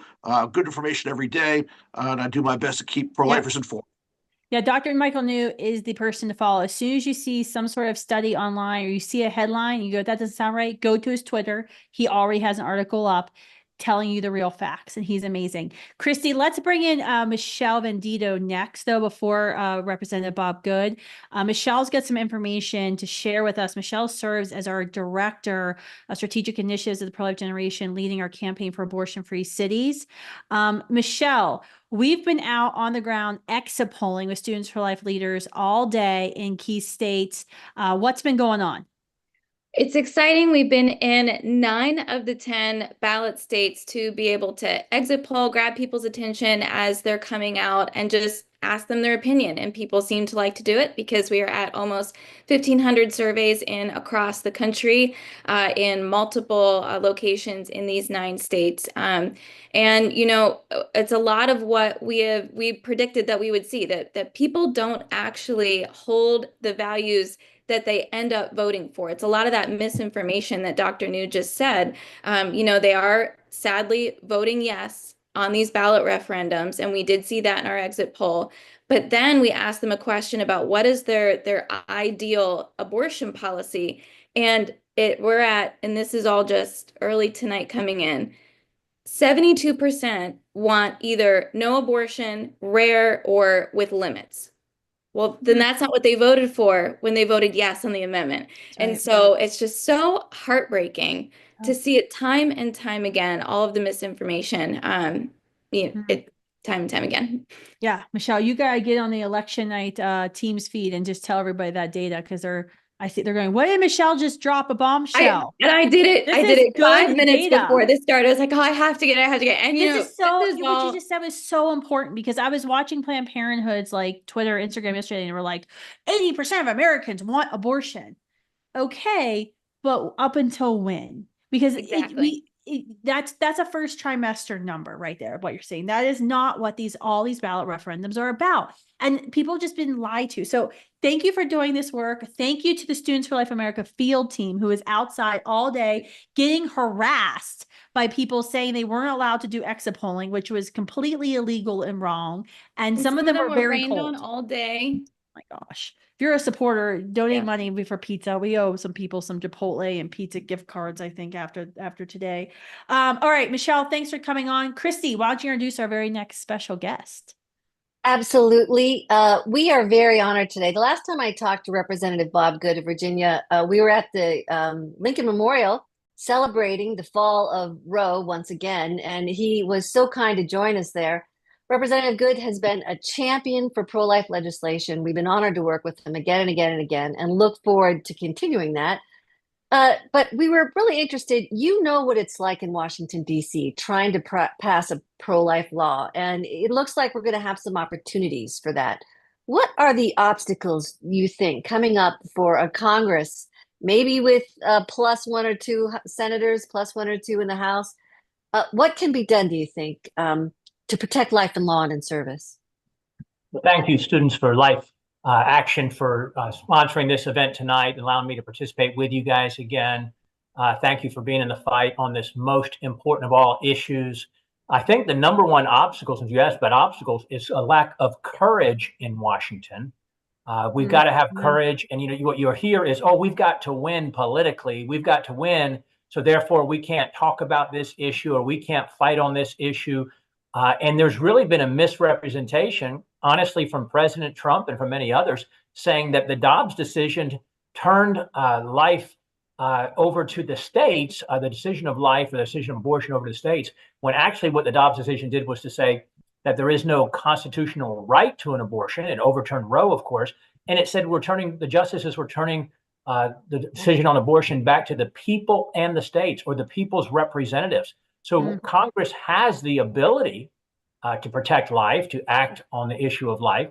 And it's interesting, in the 117th Congress, when I was in the minority my first 2 years, I had 80% of Republicans join me on my friend Alex Mooney's Life at Conception Act, co-sponsoring that. And 80% of Republicans joined me on the discharge petition that I initiated on that, to try to force a floor vote, or at least see how many Republicans were willing to sign on the discharge petition to try to force that, or go on record being for the Life at Conception Act. Then as soon as the Dobbs decision came down, all of a sudden, so many of my colleagues became hyper-federalists and saying, we have no federal role now in abortion. It's now become a states' rights issue, which is not true. It's true that states can restrict it now, but it doesn't absolve Congress of its responsibility. So that's why I've introduced a constitutionally sensitive bill, if you will, our latest life bill that we introduced earlier this year, which focuses on federal funds for abortion. It focuses on doctors who are engaging in interstate commerce, in other words, doing abortions for those who live out of state, or who accept any federally funded insurance for an abortion, it would prohibit abortions in all of those cases, essentially defunding abortion. And that's the bill that we've just introduced. So there is action that Congress can take, and hopefully we'll have a Republican House, a Republican Senate, and a Republican White House. And then the Republicans will have no one to blame but themselves if they fail to act to save life. Yeah, I don't think people understand the kind of money that we're talking in. I mean, at a bare minimum, there's around $700 million lost to Planned Parenthood. There's money in international funding. We've got things like the Dornan Amendment, the Weldon Amendment, the Hyde Amendment, where we're trying to cut funds. I don't think people even understand the House has this tremendous job of passing all these funding bills, of which there are 12 funding bills in which abortion funding is infiltrated like a cancer throughout these pages, and people like myself are trying to keep up with it, to read the fine print of abortion, infiltrating so many programs. And then you have people saying, oh, it's a states' rights issue. Well, it's federal as long as federal dollars pay for it. That's right. It's an insidious relationship between our tax dollars and mandates. And I'd love to hear you talk about that for a second. I mean, President Trump has been very eloquent about weaponized government. And we've seen government weaponized against pro-life Americans praying. And we've seen government weaponized in healthcare policy at HHS. Could you help people understand that? Because frankly, it drives my blood pressure through the roof. The way that we force abortion into our healthcare related programs under the name of mandates. Help us understand that better. Well, I want to give credit where it's due. President Trump was a very good pro-life president. I would suggest the most active pro-life president in terms of what he did. Certainly at the pinnacle of that was his appointment of 3 pro-life justices, without whom we would not, of course, have the overturning of the terrible Roe v. Wade decision that cost over 60 million lives, as you know. It is concerning. We ought to call it out. It is concerning the president has backed away from that. I think he's going to be the new president. So far, it looks pretty good tonight. Things are trending well. I think he's going to be the new president, or the next 47th president, in addition to the 45th. But hopefully he will be more pro-life in action again than he was on the campaign trail. He talked about, hey, I have to win on this. But we need to hold his feet to the fire to that effect. As president, setting aside Congress for a moment, there's executive actions that he can take as president. He can certainly reverse some of the executive actions that the Biden administration has taken that have been harmful to the life cause. He can, of course, continue to appoint pro-life judges and pro-life justices if he does have that opportunity from a Supreme Court standpoint. And to your point of what you mentioned a moment ago, he can stop with a new Department of Justice, not injustice under Merrick Garland and Joe Biden, but he can, in a new Department of Justice, he can stop prosecuting pro-lifers, pro-life protesters who are peacefully assembled at abortion clinics, I should say. Stop prosecuting them like Merrick Garland and Joe Biden have done. Drop these cases that are outstanding now, where the Department of Injustice under Joe Biden is pursuing these. In addition, he can begin to enforce the Comstock Act, meaning when you're not using the postal, or excuse me, to prohibit the postal system from being used for abortion purposes, which, as you noted with one of the previous guests, we've got some 60% of abortions now that are done via the abortion drug, many of that through the mail. I think what's really interesting, I think we need to pause on that for a second and explain it, because I don't think people understand that in 2016, there was a lawsuit filed from a Hawaii doctor who said, I don't want to keep treating women and flying around and seeing them more than once. It's just so annoying to have to deal with healthcare. I just want to mail these pills out. And they started a lawsuit to skip the health and safety standards of screening for ectopic pregnancies, and you could die, and screening for Rh negative, which can make you sterile, and giving you health information or informed consent that the person buying the pills is actually pregnant. And so during COVID, the Biden-Harris administration used that lawsuit with the FDA to get rid of all kinds of health and safety standards and say that you can mail the pills. And then there's this pesky little thing called Comstock. Congressman Good, could you explain that? Because I don't think people understand that essentially the Biden-Harris administration gave permission to break a law just so they could make it easier to push these pills. Well, that's what they do across the board in so many instances. They essentially refuse to enforce laws they don't agree with. They take action that they know is not lawful. But to your point, if I may, on these mail order abortions. We had a bill that we introduced, also another life bill. And of course, on life from conception, I believe we ought to be fighting to protect all innocent, precious life from conception. But at a minimum, what my bill was doing was saying that a doctor, if you're going to prescribe the abortion pill, at least you should have to see the patient in person in advance, examine the patient, go over their health condition, if you will, be present during the abortion, and then have a follow-up consultation, because the abortion pill is not only obviously fatal to the innocent child in the womb, but it's also dangerous to mothers. It threatens mothers' health. There's lots of health complications that come from these mail order abortions when these women are at home alone by themselves and they're hemorrhaging or having other complications. It is not safe. It is in the best interest of women it's not in the best interest of the health of the woman for these mail order abortions. But, I battle even our own Republicans. I'm on the Education and Workforce Committee, and there was a bill where I added an amendment, it was bringing out of our committee, where it just said that, hey, we want to just recognize that abortion is dangerous to women. And I had to fight tooth and nail my own party just to get that statement in the bill, that an amendment that said abortion is dangerous to the health of women. Well, that's the facts. That's the truth. And we need to call that out. And and President Trump can do a lot to overturn the unlawful actions as the executive that the Biden-Harris administration has been perpetrating, and particularly as ignoring the Comstock Act, as you mentioned. Yeah, we've made the abortion industry legal pill pushers, and we've turned our sewers into cemeteries. We're going to talk about water safety a little bit later in this broadcast. Kristan, I think you've got some election results that are just coming in. If you wanted to share that with our audience, and Congressman Good, thank you. Your leadership has been invaluable, and we really appreciate your voice for the preborn and for their mothers. Thank you so much. Well, thank you. Great to be with you guys. Keep up the fight. Proud to serve with you. Congressman Bob Good is one of our heroes serving in Washington, D.C. It's an honor to have him. So many different Students for Life and Students for Life action events. Yes, Kristi, a couple of things I thought I should update folks on. New York Times is now predicting that President Trump will win the popular vote, which I think is the first time since 2004. Kristi, is that right? Absolutely. The first time Republicans historically win the Electoral College and lose the popular vote. It looks like we can do both this time. That's very exciting. Maybe they'll shut up about abolishing the Electoral College after this election. That's right. Now we all love the Electoral College. Which would end our representative republic as we know it. Another thing that came in, Senator Pete Ricketts won re-election in Nebraska. Senator Josh Hawley just won a re-election in Missouri. So that is very good for our Senate numbers.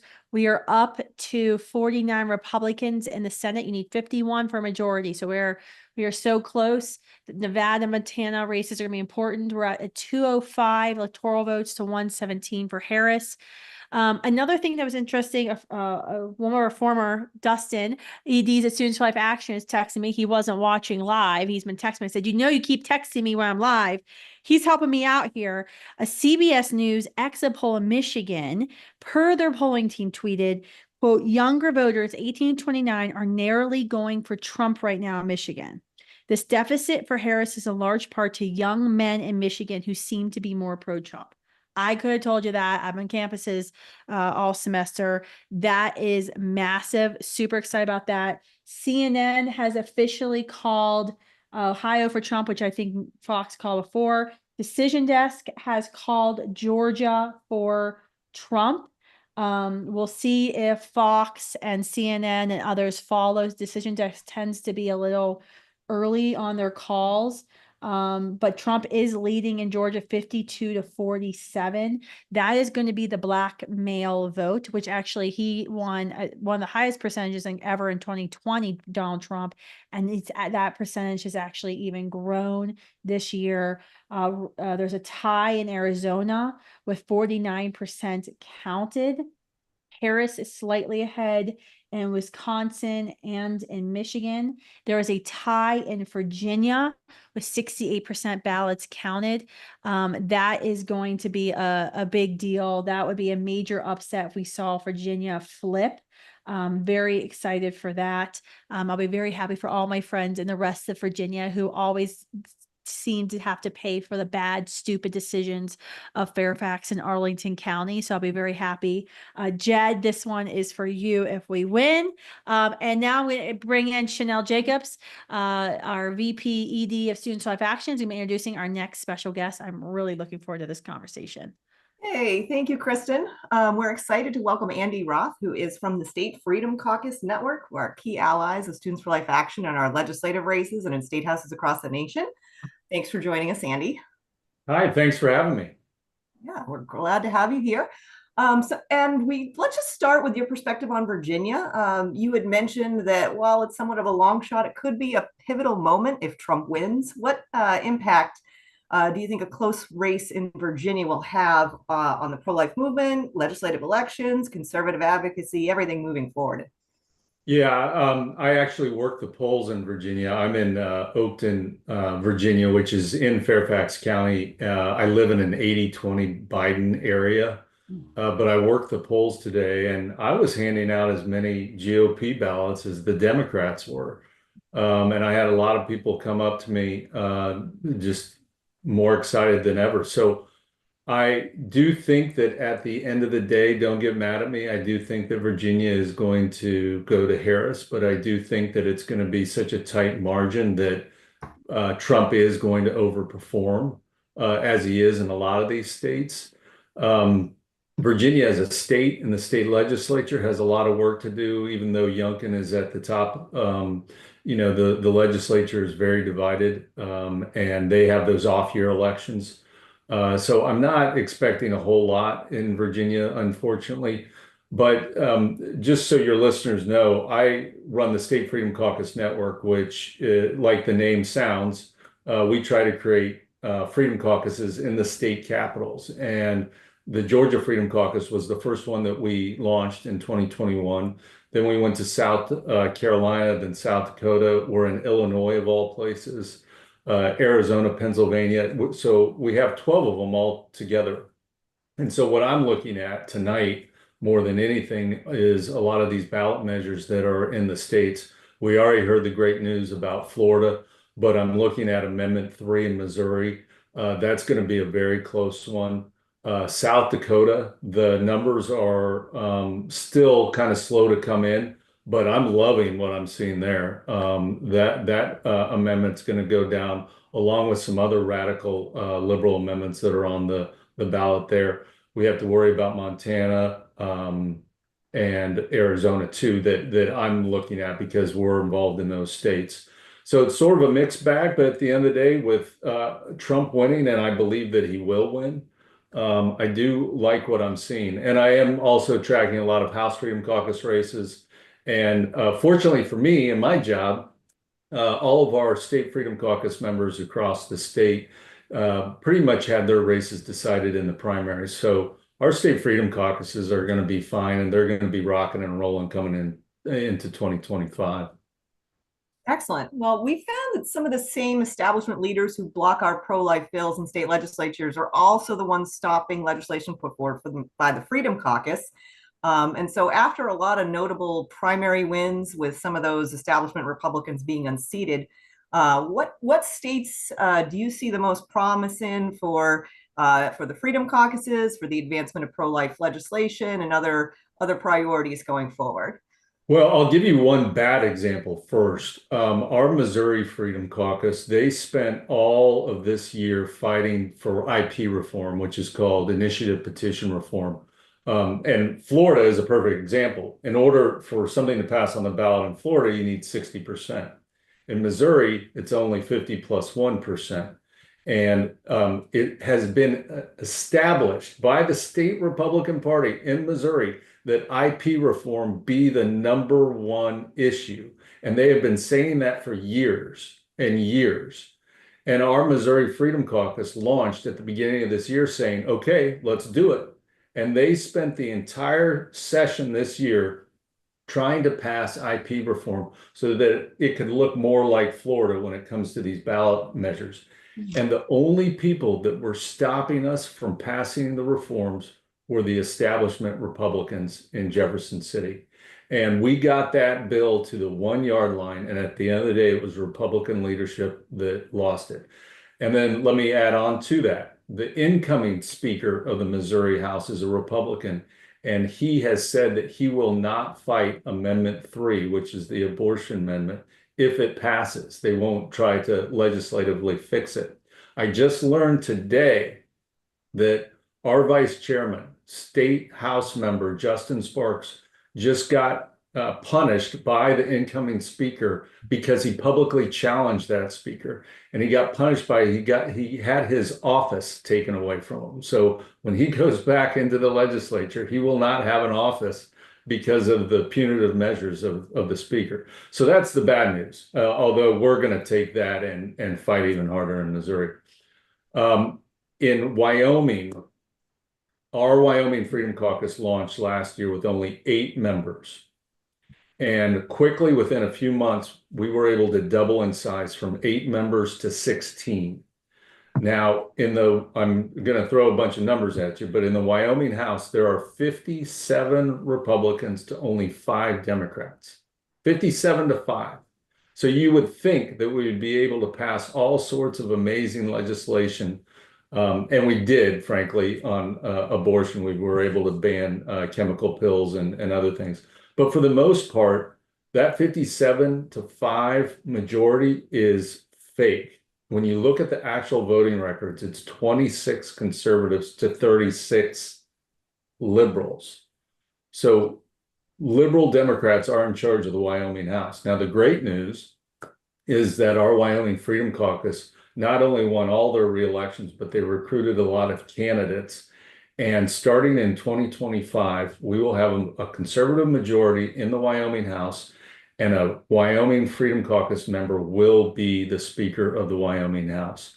That is phenomenal. We have completely flipped that state. And I know that a lot of your listeners are thinking, Wyoming's a red state, it's fine. It's not fine, but it's going to be great starting in 2025. And the same thing happened in Louisiana. I'll just give one more example, and then I'll hand it over to you. But in Louisiana, we did the same thing. They started with only 9 members in the Louisiana Freedom Caucus. They quickly more than doubled to 20. And then Jeff Landry won as governor.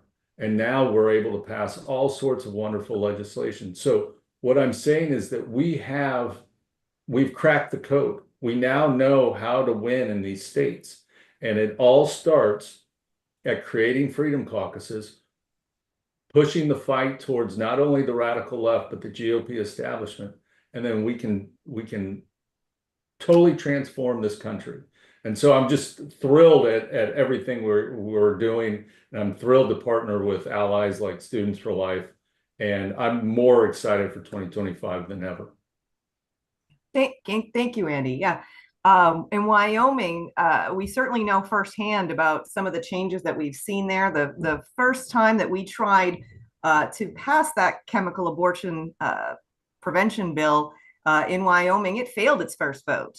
We only got 18 out of those House members to vote in favor of it. But we took that roll call vote and we educated voters, and we told them, you know, your incumbent state rep has run as pro-life, but here he is on record speaking on the House floor about why we shouldn't end chemical abortion in Wyoming. And those education efforts really pay off when primary voters are told this is how your state representative has voted, whether it's on abortion or taxes or other things. You know, they get involved and they throw those guys out of office. And so we were excited to then see the bill advance the following session. You know, the leadership, Speaker Summers and some of his friends there did some bad things to it. They sent it to the Revenue Committee, which, you know, amended it in bad ways, but we fought them on the floor and won. And then with the help of folks like you guys, we were able to send Al Summers packing when he ran for a Senate seat. So, you know, our experience in Wyoming, I think, has been very similar to yours, and we're excited to keep working with you guys to do this in state after state across our country. There really is no reason why we can't do this in every red state and even in some purple and blue states. I mean, this really is the way to win. All we need is conservative lawmakers to band together and form a Freedom Caucus. And then, most importantly, work with allied groups like yours and educate the voters, because the voters are on our side. Right. And so once you have that awesome pair of conservative lawmakers fighting for them, and you have Students for Life educating the voters, you're literally unstoppable. We can do this. We just need to get into more and more states. Thank you so much. This has been a great update. This is so exciting. And Andy, we've been so excited to work with you all at these state freedom caucuses and just see. It's funny, I was telling somebody, you know, hey, we need more money in Wyoming. And they were like, Wyoming? Why are you spending money in Wyoming? I'm like, it is our most expensive primary state. We have 22 races. We got to win in Wyoming. We've got work to do in the state. But it's so, I feel like it's like inside baseball stuff that we're trying to explain to people, like Wyoming. But it's massive. So thank you for that. And, you know, I'm lucky Chanel gets to explain that to all of America, why we're fighting in these states. I have some updates before Chanel introduce our next special guest, though. I want to share. So bad news first. Looks like the all trimester abortion ballot referendum is going to prevail in Missouri, Arizona, and Nebraska. Those things are not looking good. Nebraska will be closer. But it looks like right now we're going to see abortion in the Constitution, Nebraska, Arizona, Missouri. This is why our webcast tomorrow night are your post-election marching orders that everyone needs to RSVP for at 8:30 p.m. Eastern is so critically important, because we have a plan for this. Even in these states, even in Missouri, even in Arizona, even Nebraska, that pass ballot referendums, we have a way where we can significantly attack the abortion lobby with the type of abortion that kills the most children, which is chemical abortion. We're going to talk a little bit about that. So stay tuned. Make sure you sign up for that. South Dakota, 40% of the vote is in. It looks like we may prevail. We may win. So that means defeat the pro-abortion, all trimester abortion ballot referendum in South Dakota. Maryland, New York's abortion ballot referendums, they obviously passed. Sadly, we knew that was going to happen. PA is basically at a dead split, but Trump is leading in PA with 50% of votes in. In North Carolina, 84% of votes in. Trump is beating Harris by 2 percentage points. Georgia, I know Charlie Kirk, Decision Desk, has called Georgia for Trump, but the other places aren't. Fox is still talking about it. 88% of the votes in, 51.2 Trump to 48.1 Harris. Virginia, 75% in. She's up. Harris is up to 49.5 compared to Trump's 48.9. So those are some updates.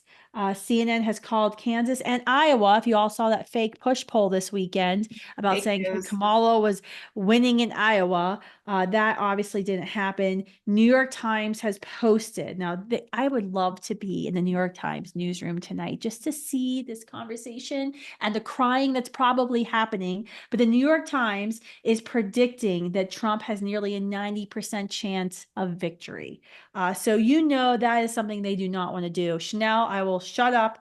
Introduce our next guest. Thank you, Kristen. We want to introduce Colton Furlow, who is the owner of Freedom Flames Candle Company and the host of the Battle Belongs podcast. Thank you so much for joining us, Colton.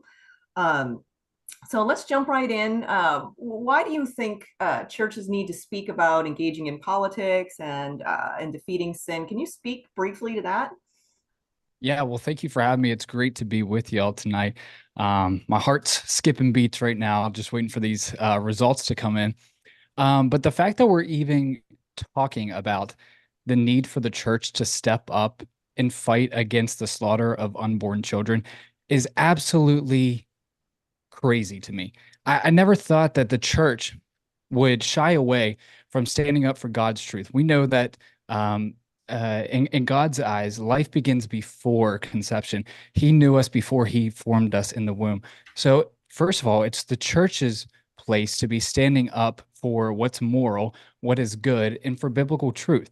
And we have seen the church shy away. We've seen Christians shy away. It wasn't too long ago that I was at the Supreme Court covering a pro-life rally, and there were people there with signs that said Catholics for abortion access. And I simply asked them, how can you be a Catholic, a Christian, a person of faith, and support something that goes against every aspect of biblical truth? And they have zero answers. So I don't know where these people are getting their ideas from. I don't understand how they can believe what they believe. I don't understand how you can call yourself a Christian yet support the slaughter of over 63 million unborn children since the overturn of Roe v. Wade. And if we want to preserve good, not only here in America, but around the world, the church needs to be the first entity and institution that stands for moral biblical truth. Yeah, and that's one of the biggest things that's at stake in this election cycle. The the ability of churches and individuals to speak out, the lawfare that goes on, and what a Harris administration would likely do to persecute churches and pro-lifers. In addition to that, what do you think are the biggest things that you see at stake in this election cycle? Aside from abortion, I mean, I think just freedom in itself is at stake. We are living in a country right now where we have wide open southern border thanks to the failed Kamala Harris border czar task. So my first question is to the American people is, why would you want to give someone a promotion when this person failed at their current duty? We are having illegal immigrants pouring into our country, where criminals, I mean these are not good people. These countries are not sending their bright and best people over to America.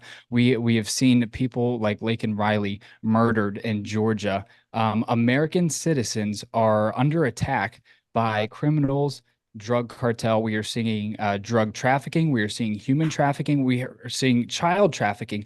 Over 300,000 children are missing right here in the United States from this border crisis. So if you don't have borders, you don't have a nation.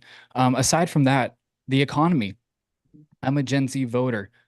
We are worried about the economy right now. I can't afford to go out and buy a house right now. The prices of gas have skyrocketed under the Biden-Harris administration, and people in college are kind of fed up with the lies that the Biden-Harris administration pushed during the 2020 campaign, that they said they're going to forgive the student loans, they're going to make college free, and it never happened. And I was watching a person today on the news who was outside a polling place, and she was being interviewed, and she voted for Kamala and Biden in 2020, but she voted for Trump today because she said that she's fed up with the lies. She's tired of what the Democrat Party loves to campaign on, and they never fall through with it. And the main one was this whole student loan thing. So people my age really care about the economy. We want the American dream. We want to be successful. We want to be able to start a family.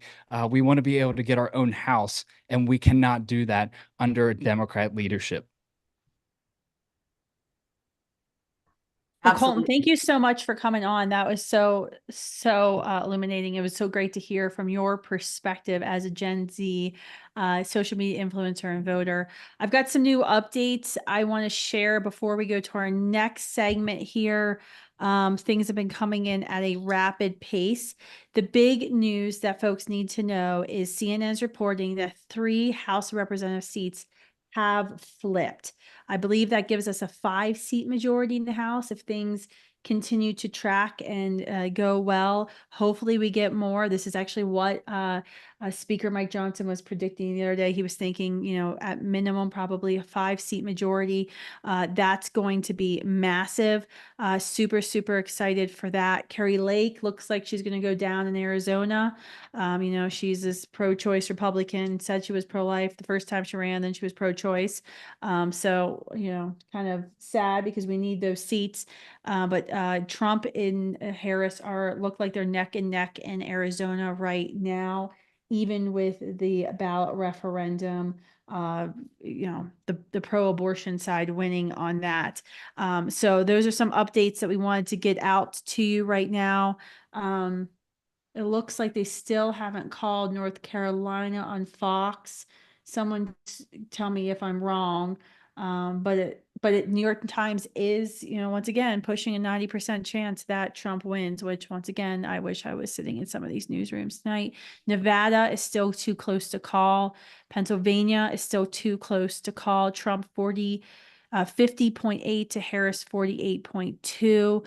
Trump is getting 3 of the 5 electoral votes in Nebraska. Stupid Nebraska. Once again, dividing up the electoral votes. So that's a problem. Kerry Lake is getting blown away. McCormick in Pennsylvania just took the lead. So that's going to be obviously a too close to call race.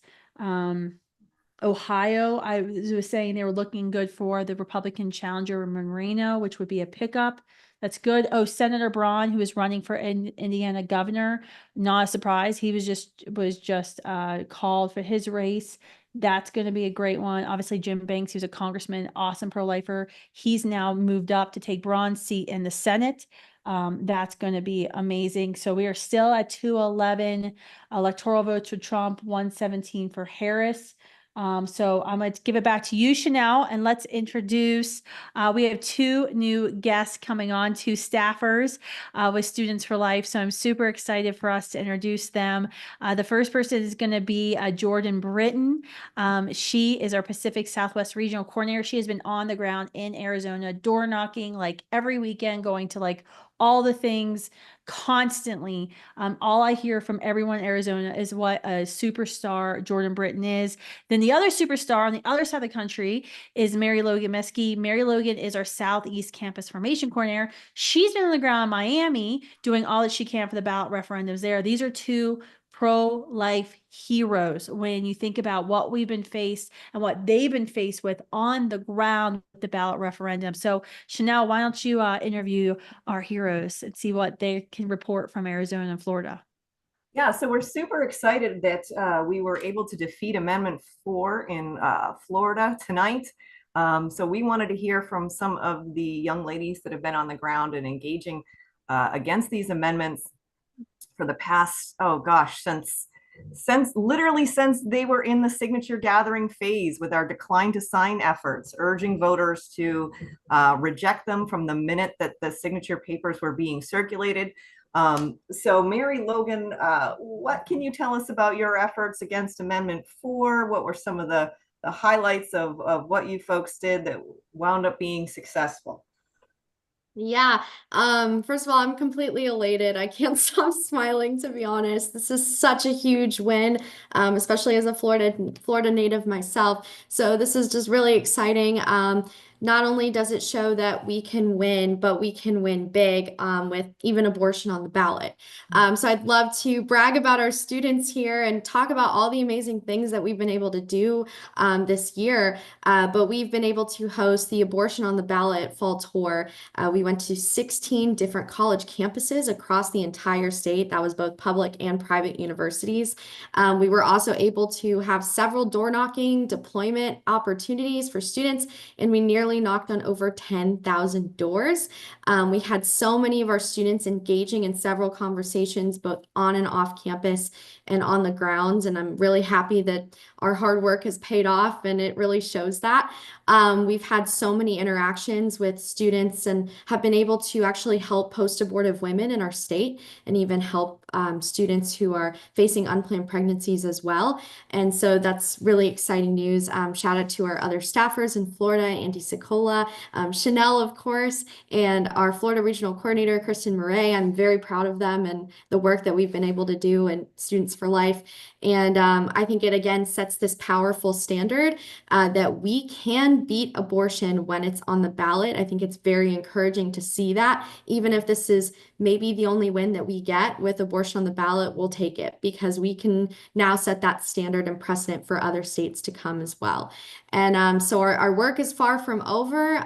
We remain deeply committed to our cause. We're going to continue to support women on the ground, on and off campus. And together we're going to make a real difference. And I couldn't be prouder of the work that our staff and our students have accomplished. And let's keep the momentum going and continue to advocate for life in Florida and far beyond as well. Awesome. Thank you so much, Amel. Now I want to talk briefly with Jordan Britton. Jordan, out in Arizona, you had probably our most successful deployment, students knocking doors in crazy, crazy heat, reaching voters, not just on the ballot question, but also some key legislative races that will help decide whether pro-life forces, whether Republicans continue to control the state legislature. So we wanted to talk to you. What was the most surprising story or the biggest success story when doing your ballot activism this year? Yeah, thank you, Chanel. I think one of the best stories I would say, as you know, Tucson is very liberal. U of A is a very liberal campus. But my pro-life partner in crime, Heather, she was able to go to their campus and talk to a group of about 10 sorority girls who were all actually pro-choice. But after hearing from Heather what this Prop 139 would actually do and how extreme it is, and allowing abortion up to birth, taking away parental consent, all of that, even though they didn't actually change their mind on being, they didn't change to pro-life, they actually did say that they would vote pro-life or vote against Prop 139. And we saw that countless times, that even when, even if people were pro-abortion, when they heard how extreme this proposition was, they realized, like, I don't want this, I don't want abortion up to birth, taxpayer funded for any reason. And we saw that time and time again, but also we did see so many people like at the doors saying, no, I would never vote for this, who were pro-life. I had a great experience door knocking in Tucson. I had media with me, and this man was a father of 4, and he was just so excited to say that he was voting pro-life, voting against this. And he was like, sure, take a video, and he took a bunch of signs and information to pass out. So I've just been really encouraged by how many people, regardless of how this goes, how many people understand that life is valuable and abortion should never be legal, especially post viability. Awesome. All right, we've got some news. I'm cutting in. Sorry. You're awesome, Jordan. You are a rock star. And by the way, Jordan just published her own kids pro-life book. Jordan, where can people get this book? Just plug it. Yeah, I'm still working on it. I have a website, so I'm trying to get it up right now. I've been taking pre-orders for right now. I have 250 in my first order coming, and so I'll start selling those right away. What's the website you can pre-order? So my website is babystepsusa.org. Love it. Okay. Great job. That's so exciting. Thank I don't you. know how she managed time to make a children's book, and despite everything going on in Arizona this past year. Electorally, 212 for Trump, 119 for Harris. Big news is, so we've got the 3 House flips that I mentioned at the last break. We got another Senate flip. Election Wizard is calling, I don't know if Fox has called yet, the Senate seat in Ohio for the challenger Marino, the Republican. I don't know how good he's going to be in a life issue. He's been kind of repeating the Donald Trump thing of like, we can't do anything. It's a state issue. So we're going to have to do some lobbying pro-life, Jen. This is going to be easy, but that's going to be huge. That may be at 50. That may give us 50 to control the Senate. Fox hasn't changed the numbers yet. So excited about that. Can someone confirm how many Senate seats we are with Marino now? Are we at 50? Does anyone know? No. All right. Everyone's being quiet. Okay. Well, I think we're close to 50, close to flipping the Senate. That's going to be huge. South Dakota Amendment G, the late term, all term trimester abortion ballot referendum. It looks like it's going to lose. It's going to fail. That's going to be a pro-life victory there. The other victory to talk about tonight, I love victories. This is so much fun. Senator Patricia Rucker of West Virginia. She is a state senator. She was the lead sponsor of one of our chemical abortion prevention acts. The party came after her. We had to make sure to educate voters in her primary. And then there was a race in the general. She lives in a pretty, blue leaning county in West Virginia. It's right there on the border with Maryland, if you know what I mean. So that's like the problem. But she looks like she has won. Yes, we are at 49 Senate seats. Looks like we will probably flip the Senate tonight, meaning if President Trump wins, as the New York Times is predicting, we will have a trifecta in Washington, D.C., and leftists will be crying and probably terrorizing our cities by tomorrow. I hope some of you stocked up at Costco like I did.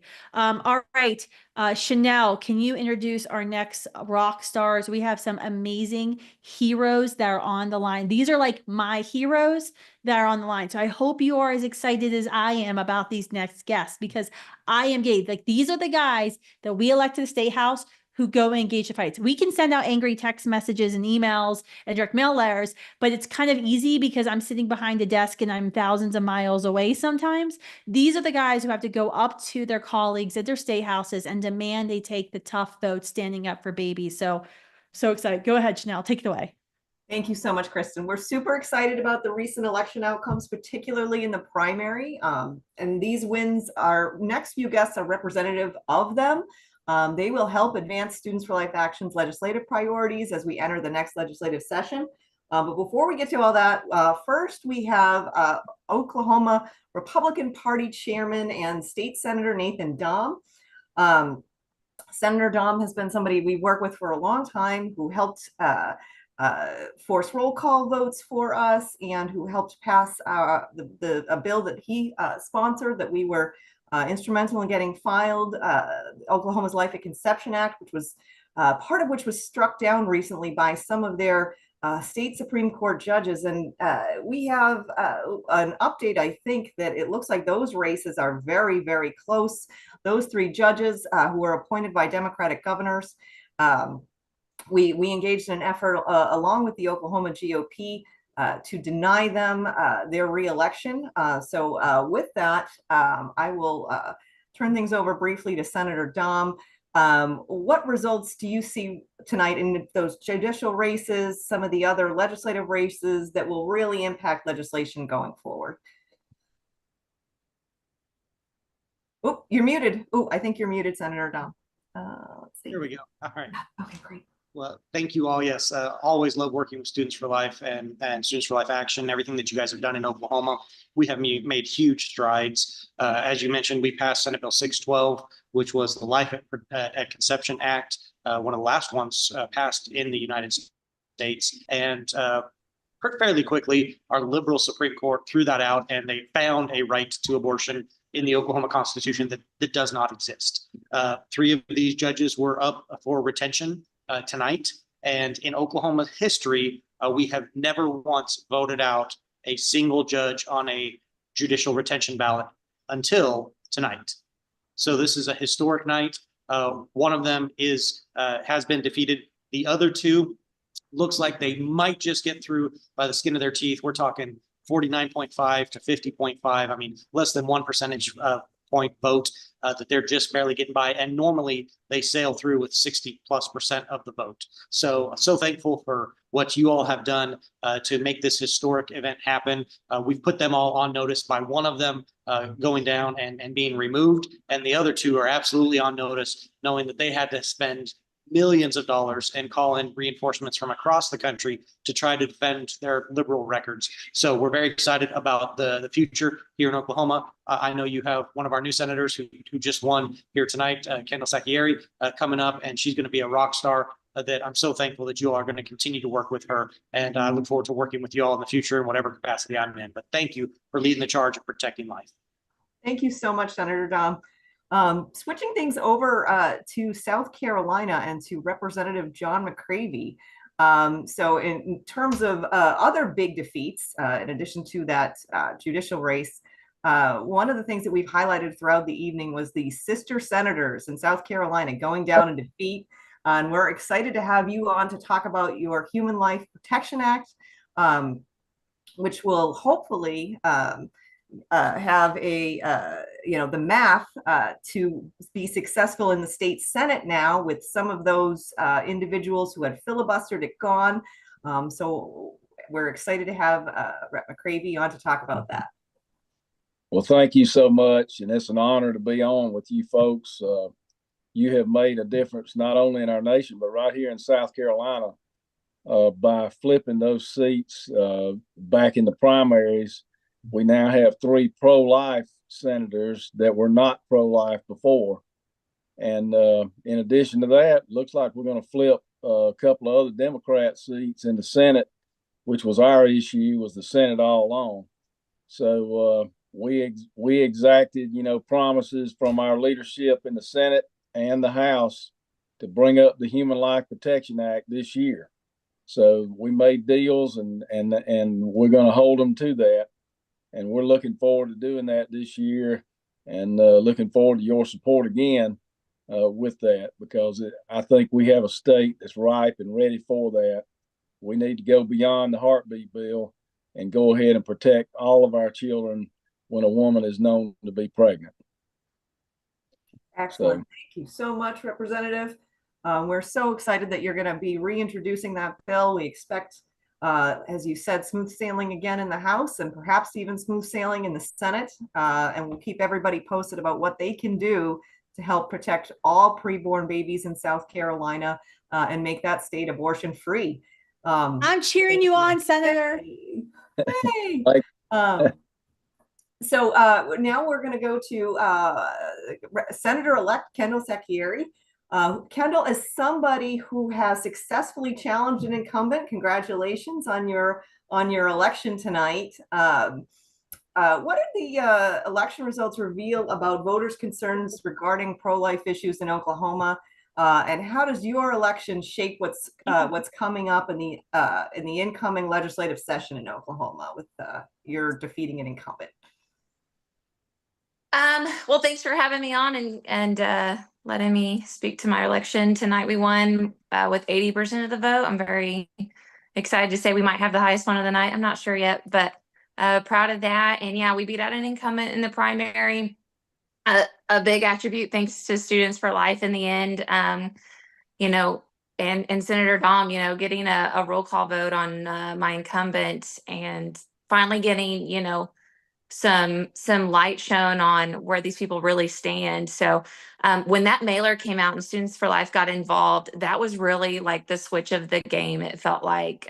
So my district cares a lot about protecting life from the beginning.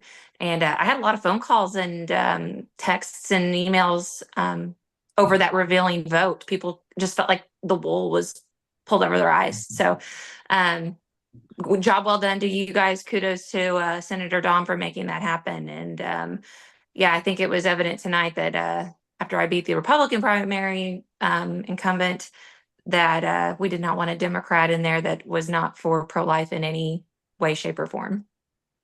Awesome. Thank you so much, Kendall. We look forward to working with you in the upcoming session in Oklahoma. Thank you, guys. And now we want to talk to Senator-elect Chris Rose. Chris is another candidate defeating an incumbent, this time in West Virginia. What did you learn about voter attitudes toward pro-life issues? And how will this help us protect more preborn babies and advance pro-life legislation in West Virginia? Oh, I think you're muted too. Whoop, there we go. Oh, can you guys hear him? I think we have an audio problem. No. Do we have an audio problem? Try. Oh. All right. Well, while you try to figure that out, holy heck, Arizona, Trump is winning, but it's by 3,000 votes in Arizona. So we obviously know that's still going to be coming in. That's going to be making a huge difference. Governor numbers, I think we are up in governors for Republicans. I'm trying to get an update on that. Wisconsin is already going to court. The judge in Milwaukee has already ordered some sort of recount situation. Okay, Fox is just calling the U.S. Senate race, which we already called. Moreno in Ohio beating incumbent Sherrod Brown by 2 percentage points. So that is significant. CNN is now talking about how Georgia and PA need to have all the votes counted overnight to save Kamala Harris, which is, if you all remember 2020, I think I was the only one that stayed awake and watched it happen in real time. Do we have Chris's audio now, Chanel? We're still working on it. Okay. So, the governor numbers. Thank you, Kristi, who's on the background putting these in. We're up to 24 Republican governors to 22 Democratic governors. That is extremely important. Oh, okay. And Kamala Harris, thank you, husband Hawkins, is now trailing Biden in key Wisconsin counties and bellwether counties in Wisconsin, as well as key eastern PA counties. So that's great. We're still up by 3 in the House, but we got our eyes on other things. Kamala Harris staff, Harris campaign chair Jen O'Malley Dillon has told staff to go get some sleep. So they've gone silent on Twitter. No one's really heard from them. But this is how the steal happens. So this is, concerning to many of us who remember and are still triggered by 2020 efforts and what's going on. Do we want to move over to our next guest, Chanel and Kristi? Yeah, let's see if we have Chris's audio fixed at this point. Hit the unmute button, Chris. Can you hear me now? Yes, there he is. Okay. All right. Just a little Chris. bit of leaving the meeting and coming back. So to answer your question, I learned here on the campaign trail in the primary, because, we were unopposed for the general, that West Virginia wants to very aggressively pursue being the most pro-life state in the union. As many of you in Students for Life know, I took on the Senate health chair. While West Virginia has had a lot of big wins in the pro-life movement, he fought us every step of the way. And, groups like Students for Life came in and helped us take on a very entrenched incumbent who spent $1.2 million for a state Senate seat in West Virginia. And we beat him by 30% with, $50,000 of our own and a lot of help from you guys. But, there's a lot of issues still left to do, like the chemical abortion pill. That's a big issue here now, as we have no abortion clinics left in West Virginia. They're seeking options going out of state. A lot of people at Planned Parenthood are trying to bust people. I call it human trafficking them out of state. We got to address that issue, but also the chemical abortion pill. And I think with, the Attorney General Morsi's big win tonight as our next governor, and a lot of the wins we had in the primary, we're going to be able to be very aggressive about going after that and actually truly creating a true culture of life here in West Virginia and lead the nation and be a model for the rest of the nation. Woohoo! Very exciting news out of West Chris, Virginia. we're going to hold you to that. We're recording this at some level, so I'm holding you to that promise. Absolutely. And that's actually something that doesn't happen enough, is hold people accountable for what they promise. So absolutely, we look forward to working with you guys to make all of that happen. And I look forward to holding other people accountable, like all these other people that we ran and got in the primary. If they don't help us, we got to hold them accountable as well. But absolutely right. I look forward to working with you. I'm a big fan of your guys' work. And it's truly been an honor working with you guys to get rid of an anti-life, a pro-abortion candidate, and Senator Mike Maroney, and now actually have one that's going to be a champion for life. Thank you so much, Chris. Thank you. Thank you, guys. God bless. All right. So now we're going to do, that was exciting to hear the live updates from everyone. I think I'm muted. Can we unmute me? You're not muted. Okay, I'm not muted. Thank you, producer Elise. It just looks like I'm muted on screen. So, all right. I'm really excited about some numbers that are coming in. The Missouri Amendment 3, the late term abortion ballot referendum, the margins are getting tighter there. So pro-aborts are winning with 51.9%. Pro-lifers have 48.1%, and there's 69% of the votes in. That one's going to hurt if we lose. I know there was a big donation was supposed to be made to Missouri to help with some of the media, and then it didn't come in, and we got completely trounced and drowned in pro-abortion media buys in Missouri. So that's going to be interesting. Kristi Hamrick, are you on the line? We're supposed to be given some updates, real-time updates, Kristi. Yes, I sure am. Oh, you're there. I am. All right, great. Typing it all in. I know the on button. I will say in regards to ballot initiatives, it's not going well. We had a win in Florida, and that was great. And that's what we hoped for, and that's what we expected. As it goes across the board, though, for the rest, it's not good, and that's what we expected too. I will say, though, for the last 6 months to a year, we've been preparing for a package of legislation that can run in any state, and frankly, at the federal bill. And we're going to announce that on November 12th. We're going to have a huge event. We have a mini row rollback. And one of the reasons why we called it that was because in these states with ballot initiatives, The assumption of the abortion lobby is that our hands are tied. There's nothing we can do. And I would say, in that Looney Tunes kind of way, you don't know us very well. You have not paid attention to who we are and what we can do. 50 years we waited to get rid of Roe, and these many Roes are not unassailable. But the math so far is in general, it's running high 50s, low 60s. Not all of them are confirmed, but most of them are bad, minus Florida. And in Nevada, for example, we don't yet have any data at all. But I But we think won't South be Dakota will surprised. pull off South Dakota, the South Dakota one, I think, right? Have we seen the latest data from that?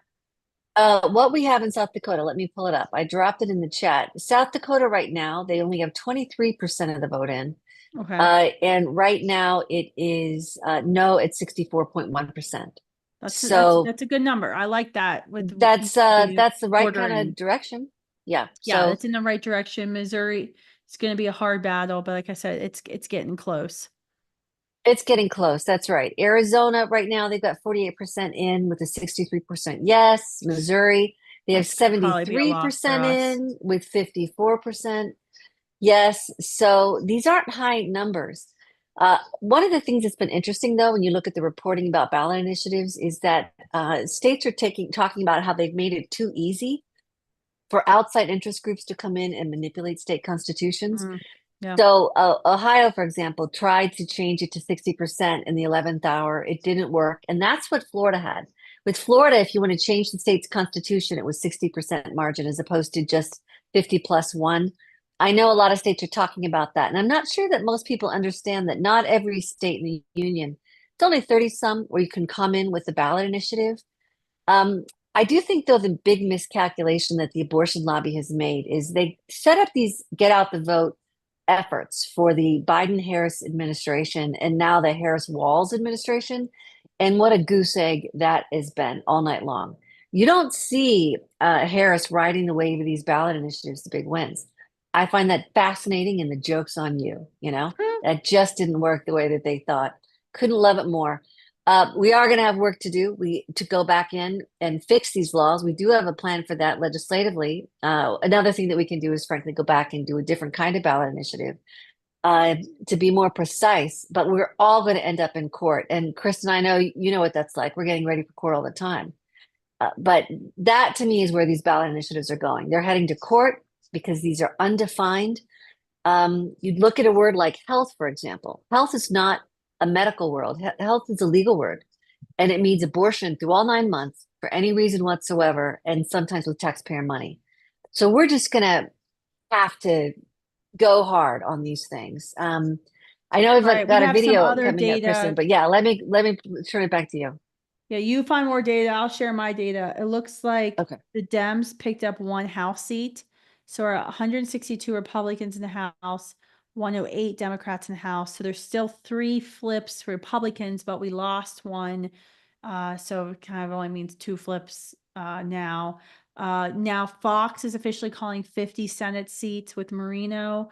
So Tim, she is winning right now in Montana. That would give us the 51 majority, which is what we need to stop if, God forbid, Kamala Harris wins tonight, to stop, packing the Supreme Court, ending the filibuster, all of the evil things to destroy our representative republic that they've been publicly saying out loud, which I cannot believe it.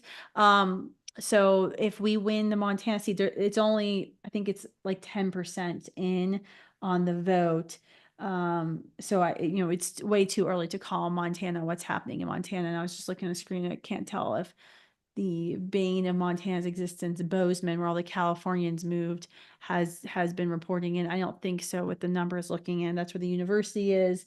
That's where we'll see the difference there. So that's going on.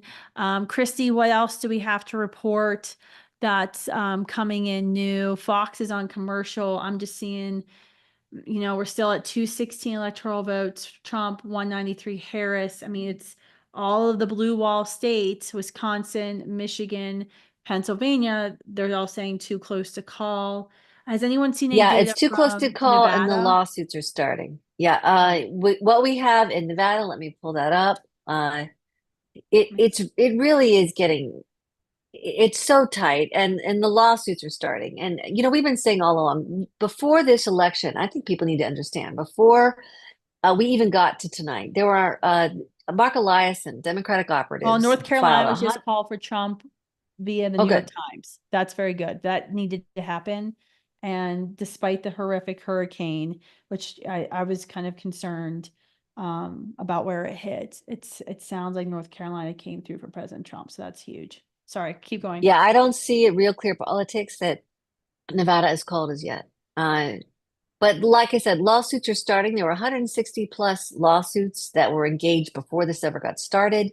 All week long, we've been seeing people run to the Supreme Court, run to the state court, run to state Supreme Courts in Pennsylvania and Virginia, trying to get rid of bad ballots, trying to deal with challenges to voter identification laws.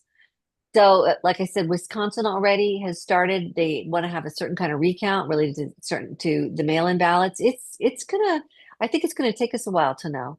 But if Pennsylvania, Trump hits Wisconsin, he 270, looks like he's still leading.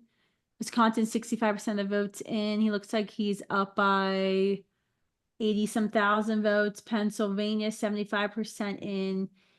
Trump is up by, oh dear Lord, like 60. yeah, most unsurprising news 70,000 of the night, votes. Harris is expected to win California. As my husband is texting me, if these were Democrat leaning, they'd be calling him for the Democrat right away, but they're going to say too close to call on everything at this blue wall. They want us all to go to sleep and just forget what's going to happen. That's right. And In that is Virginia, why we've election got watchers are so 50%. important. That's right, 50% to 48.3, according to the Washington Post. North Okay. Carolina, they have 50.8 to 48.1. These are all Washington Post numbers. In Georgia, again, the Post is saying too close to call. Donald Trump at 51%, Kamala Harris to 48.3, and that's with more than 90% in. It's extraordinary. In Michigan, the Washington Post has Donald Trump at 52%, Harris 46.2. What's the percentage in? But the percentage in is only 31.4%. Yeah, exactly. Not as good as you'd like. In Wisconsin, 64.9% in, and Trump at 50.7. And what's interesting is when you look at the Washington Post map, for example, all the gray areas in general, Trump is up. You can scroll over it and see that they're not going to give him the benefit of the doubt. So it's pretty fascinating, really, to watch. New Mexico, Kamala is actually up there with 52%. Arizona, that's another one where Donald Trump has 49.7 to 49.5. That's pretty close. Yeah. All right. Are there any other more updates that we've been missing? Does anyone have any new data from the Missouri Amendment 3 that something I've been watching, or South Dakota? Chanel, I know you were looking at the South Dakota numbers pretty closely here. Yeah, we continue to do well in South Dakota, and the margins are closing in Missouri, but it's a question of whether we will get there. Okay. The latest, let's see, looks like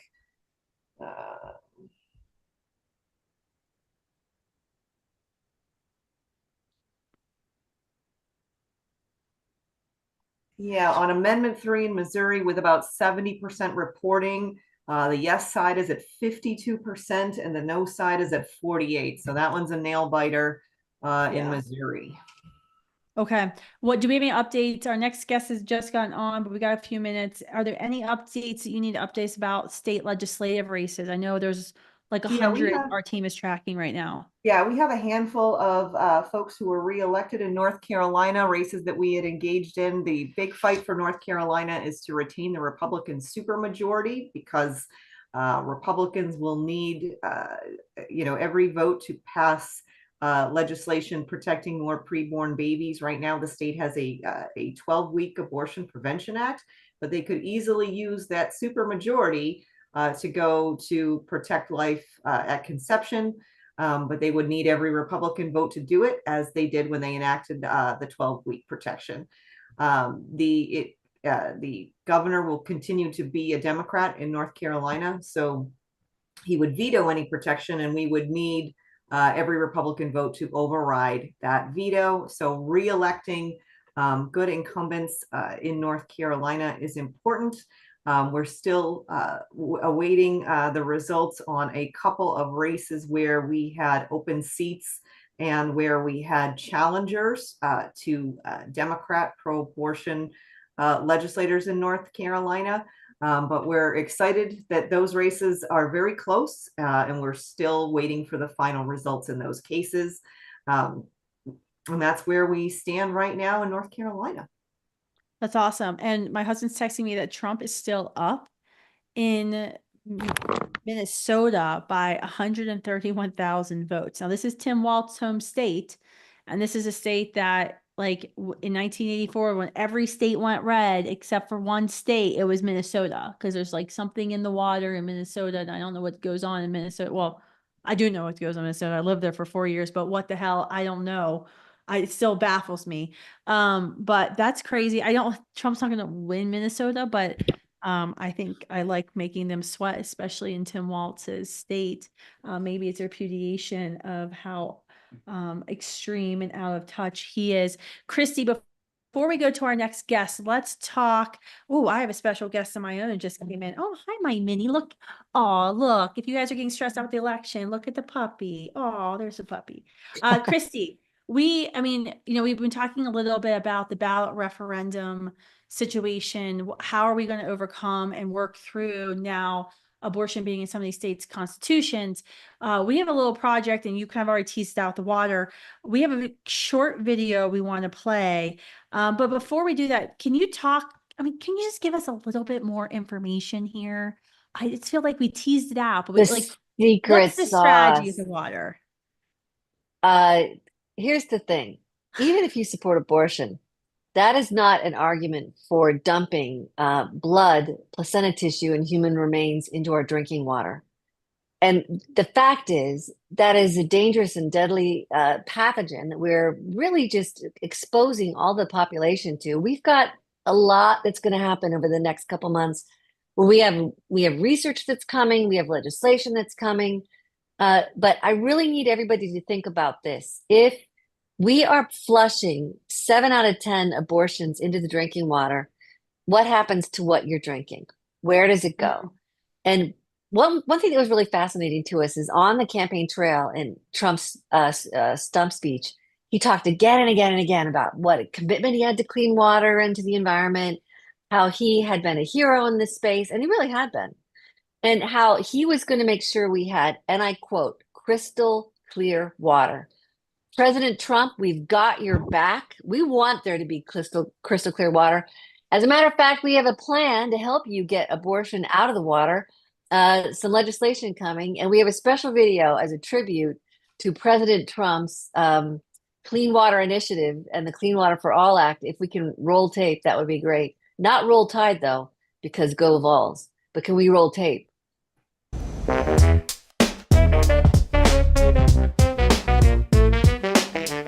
We want crystal clear, beautiful water. Water and air. They were drinking such terrible water, such terrible water. I also had the cleanest water. I really focus on the water. We went into rural parts of the country and fixed people's water. Crystal clean, crystal clean. We had the cleanest water. And we had the cleanest water. Water, Water. water, Water. water, water, water. Water.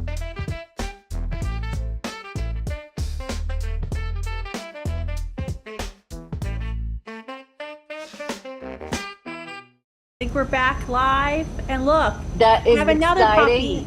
Look, I have Another another puppy. I've been hearing people want to see the puppies, so this is Rosie. She had a bad haircut because her mom is cheap, but she's the good one. Minnie, the baby's on the floor. We need more puppies. We need clean drinking water for our puppies, Kristi. This is how Exactly, I think we we win, do. right? All the dog moms of America. Where's all the single cat ladies out there, right? Don't they want clean drinking water for their cats? I think everybody wants clean drinking water, and we're going to help them do that, because if we have a president who doesn't want weaponized government, and we've got a Senate and a House in place, then we should have clean water for all. We've got that solution for you. And since President Trump wants clean water, we want to help him. But again, no roll tide, just go Vols. So let's bring on our next guest. I got to get my SEC plugs in there. Oh my gosh. Oh my gosh. You've got All right. puppies. I've got football. Oh my gosh. Okay. It's getting too late. I'm only drinking water over here, but I think I'm getting a little slap happy. Before we go into our next guest, I'm not entirely sure our next guest is ready. He's doing his own live. What are we up with updates? So someone just texted me Trump 246, Harris 177 as of 11:28 p.m. Eastern time. Trump's still leading the popular vote by 5 million votes. What do we have? Where are we looking at, Kristi? Because Fox is still saying 216. So this is a different, oh, that's Decision Desk. Decision Desk is saying 246. Yeah, I've got Fox reporting that Trump's at 216, Harris at 196. Obviously, we need 270. For people that don't understand the Electoral College thing, it's tied to your delegation. So you think about how we have 2 senators per state, and then you have a number of House members based on population. So, you can have as many or as few legislators depending on population. So that's where you get your Electoral College vote. It's the number of House members plus the number of Senate members. That's your Electoral College vote. And in AP case that's is been saying we're confusing at to people. 230. Looks like the AP Yeah. is saying 230. No surprise. Kamala has won. Yeah, Fox has got Connecticut- 216. Connecticut, But you need 270. Washington, Oregon were all called. New York Times has officially called Missouri amendment for the pro-aborts. That's happening here. I'm seeing this. Yeah, AP's calling 230 to 187. Decision Desk, I'm looking here on my iPad. They're saying Arizona's leading red, Wisconsin's leaning red, and Pennsylvania, and then Maine. Maybe that's one of the, because don't they have the split where not all of the electoral votes, it's not winner take all in Maine. So I'm wondering if that's the issue there. Yeah, Real Clear still does not have it at 50% for the Senate. I mean, at 50 seats for the Senate. They still have it at 49 to 41. The House, we picked up 2 seats. So that gives us 155 to 110 and counting. And then Real Clear has 232 for the Electoral College to 188 and counting. So yeah, I am devastated for the pro-lifers in Missouri. I know how hard they worked. They were up against so much. I want to thank all of the Students for Life leaders. All of the pro-life activists have worked so hard in Missouri. Please know this is not over in Missouri. You've got to sign up for our webcast on November 12th. Join our webcast tomorrow night. We'll tease it out a little bit tomorrow night. Full details will be coming November 12th. But there is a path forward in Missouri to continue to make abortion a thing of the past in Missouri. So please do not give up heart. All right, Kristi, we have our next guest is ready, able to come on. I can introduce him and we can start grilling them. Nick Freitas is a member of the Virginia House of Delegates. He is a social media star. He is famous for his mug videos and his pithy short comebacks. Oh my gosh, look, he has it ready to go right there. Couldn't even resist. He's pretty popular when husband Hawkins says, do you know this guy? I'm like, yes, I know Nick. He's amazing. So if you've got Jonathan Hawkins following you, you're a pretty big freaking deal, Nick. So tell us, what is going on in Virginia? What do you think is going to happen there? So I think Virginia is going to be close. I don't know. Like if you told me, hey, Nick, you got to bet the farm right now. I don't think Trump is going to pull off a win in Virginia, but I think it's going to be far closer than even we were hoping. Biden won Virginia by about 10 points in 2020. We were hoping that maybe he could cut that lead in half. I think he might even do more than that. And that potentially that can help us out. I haven't looked. I got to go back and look at the numbers for the 7th congressional district. That's the big one that we're watching. That is a potential pickup for us.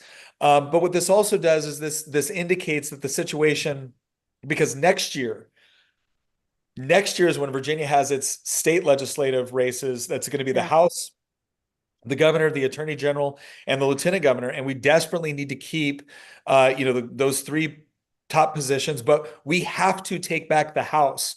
And the reason why is because we're going to see a constitutional amendment pushing for abortion all the way up through pregnancy, no exceptions, nothing. We saw this before when Democrats tried to do it, and you saw that incredible moment where Chairman Todd Gilbert at the time asked Kathy Tran, so she can get an abortion all the way up to month 9, no exceptions. And she's hemming and hawing, and he goes, okay, let me put it this way. She's on the table. She's about to give birth. She's dilating. Can she get an abortion? And Kathy Tran goes, yes. And it's like, this is nuts. This is extreme. And yet that is what will be on a constitutional ballot. It's going to come this year in Virginia, or excuse me, in 2025 in Virginia. We can't stop that constitutional amendment. It's probably going to make it through the House and the Senate. If we take back the House, we can stop it. So what we're seeing in Virginia right now suggests is that there has been a significant push. Inroads have been made because if Trump is picking up these votes in certain areas that have been trending blue, that means we can find good candidates to be able to run, take back the House, and prevent a constitutional amendment in Virginia that would basically enshrine abortion up to month 9, no exceptions in the Commonwealth. Wow. I had heard that. We haven't had a conversation about that. And it's, Virginia has these off-year elections. So I think a lot of folks think, oh, we have a breather next year, especially at Students for Life. Students for Life Action won't be asking me to do anything. Wrong. We're going to be having nice little field trips to Virginia because of what you just said. We've got to stop a late term all trimester abortion referendum from taking hold of Virginia, which means we've got to win at least the control back of the House of Delegates. And so it's so sad to see what Northern Virginia has done to the rest of the state. Are you in favor of letting some counties in Northern Virginia just go to DC and just having their own area? So I joked around with a Northern Virginia Democrat at one point. I said, hey, I think I have a bill that both of us are going to like. I said, we're going to trade a couple of areas up in Northern Virginia back to Washington, D.C. in exchange for the Redskins, right? We get a football team. You get to go belong to, the federal government, which you would probably adore, right? Win-win across the board. Well, look, I don't want to cede any ground in Virginia to the federal government, obviously. And I think we can win this. One of the most important things that and Students for Life is one of, I would say, in my opinion, top 2 organizations in the country that have not only done a great job on the advocacy component, on the door knocking component, like on the grunt work, right? So many people want to do certain things, and it's the cocktail parties. And look, I'm not putting anybody down. Anybody that wants to fight to save babies, man, I'm team that. But when it comes to grunt work, Students for Life does so much of it at the same time that they're also fighting those cultural battles. The way you get a society and a culture that wants to defend life, that will vote for the people that will carry the right legislation, that will give the courage to the people that need it to cast that vote, is by creating a generation that believes in it. And you guys have done an absolutely excellent job of fighting for that in some of the ways that are the most important, that are going to shape what the future looks like. So look, I'm very excited about what's happening tonight. I think it's positive, but I'm more excited for the momentum that I see happening within youth movements that are focused around this most basic and fundamental of moral issues. Well, thank you for that. Yes, we've been known to be gritty from time to time, and yes, you don't see me at Mar-a-Lago tonight. I'm in Idaho with snow in my pajama pants. No. I actually have real tights on tonight. Everyone will be really excited to know. No, so one last question before you go, and I know you're live streaming as well. In your eyes, what do you think are going to be some of the most effective state level strategies for some of these states like Missouri, when we see these constitutional late term abortion referendums, go into the Constitution and get certified? What do you think is going to be some creative strategies that these legislators in these states can use to advance pro-life policies? I think some of it is going to look, I think some of this has to do with,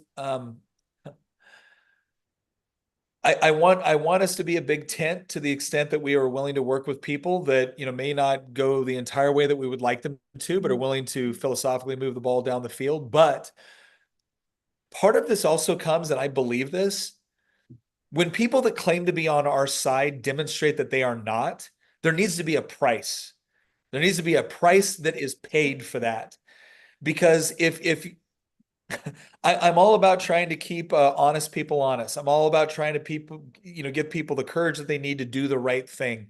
But when someone has demonstrated that they will not, under any conditions, get rid of them.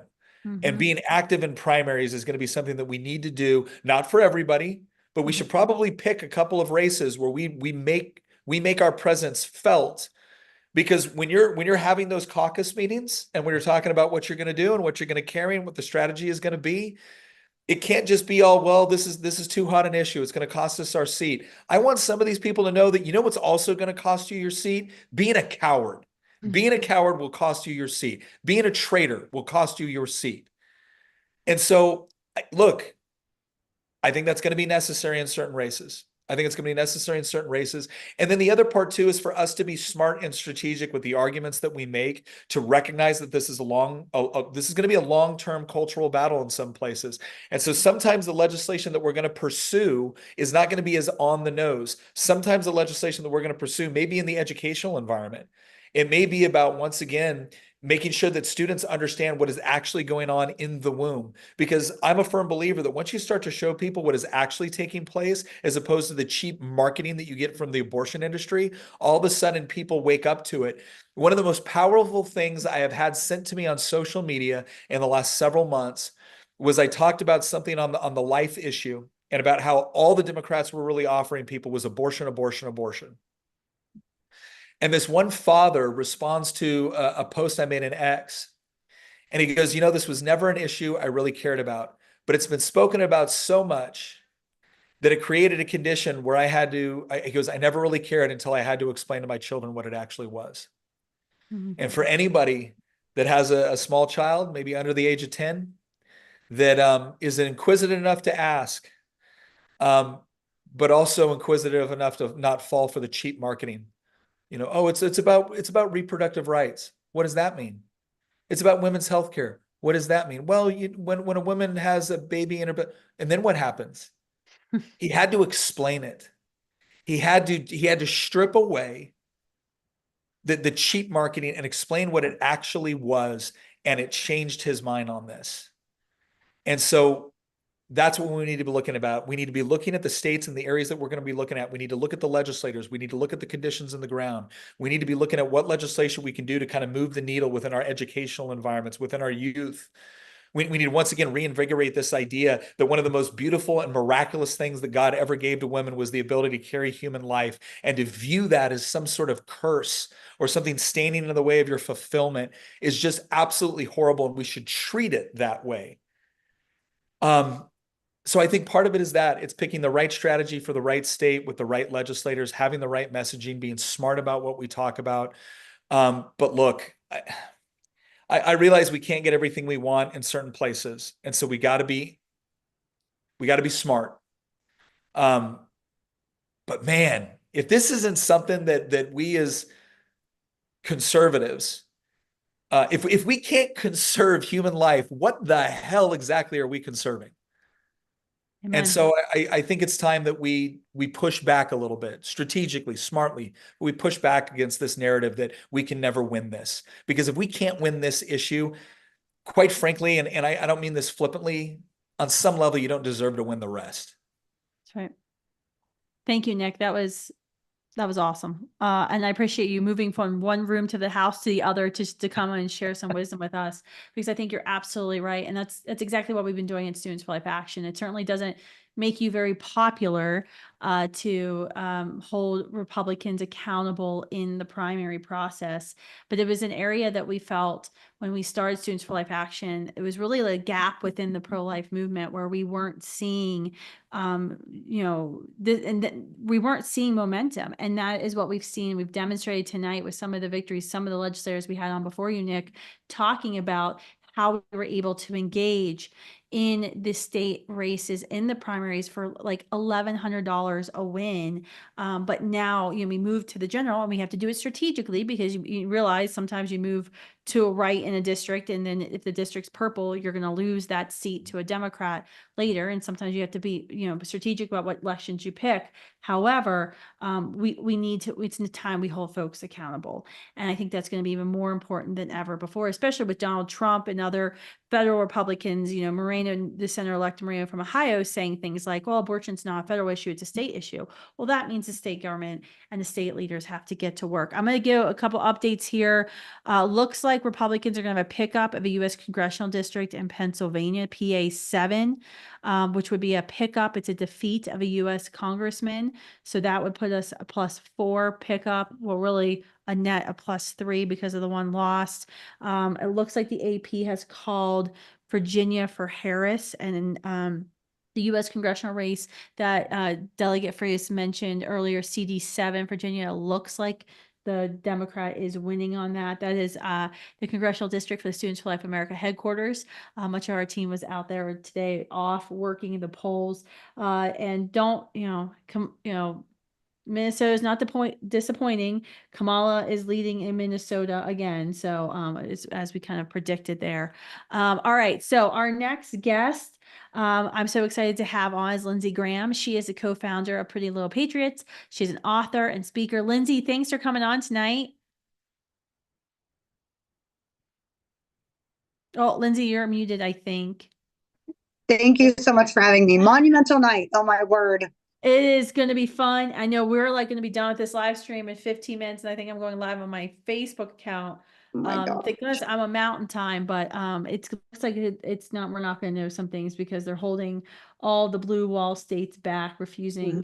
And Fox just called North Carolina, which it was called like 45 minutes ago from everybody else. Before we jump into election things and all things election, I want to go back to the personal. I think that's what, is so powerful about what Delegate Frias was just talking about, the personal, like having to explain abortion to your child because it's being talked about nonstop, and then have a child look at you, be like, wait, who kills babies? Why would anyone kill babies? Right. Can you share a little bit about your personal story about why you're pro-life briefly, but please share it. Yeah. Yep. I mean, I'm very, very outspoken about the reality that I had an abortion in my 20s, and was definitely convinced that it was, quote, not a big deal, and that I would move past it, and that it's kind of typical. And the opposite is true, of course, which is why I speak so boldly about it, because I really believe, more than anything, as you know, that this issue is not political. It's a moral issue. And morally, I can speak from authority to women that having an abortion is not empowering. It is not easy to get over. It is not normal. It's been the most painful thing that I've ever gone through in my life. I live with regret and remorse every single day. And that was over 20 years ago, 23 years ago. So, I have a platform built on leave politics out of it, leave policy out of it. Let me tell you from experience why I cannot endorse this, behavior. That's awesome. I mean, it's so inspiring to hear you kind of share your story and be able to speak with real lived experience to so many women about what's going on. Kristi, I think you want to jump in with a comment here. Yeah, Lindsey, I just wanted to thank you for your story. I will say I was raised in a Christian, very pro-life home. And it wasn't that I didn't believe that abortion was an important issue, but I honestly didn't think about it that much. But I was a reporter working in secular newsrooms, and it was friends of mine who'd had abortion that really showed me how horrible abortion was, because abortion was such a lie. It claimed it was going to solve problems. It brought terror and chaos and grief. And it was really friends of mine who'd had abortions who showed me how horrible it was, even though by faith and by biology, you could say it's a human being, but seeing it as a wrecking ball in women's lives really changed my heart on this issue. Absolutely. So thank you for sharing your story. Thank you. I really appreciate that. If these girls that are running around, we see them on the news, we see them on Instagram screaming about how they're so proud of their abortions. I think that it's going to be very, very painful for them when they finally decide to have children and they birth their first child, and then they realize that they did indeed murder one of their children, because that's what I live with, is the idea that, yes, I murdered one of my own children. How unbearable. I mean, thank goodness that Jesus Christ died on the cross and his blood redeems me. Otherwise, I don't know if I could live with myself for that decision.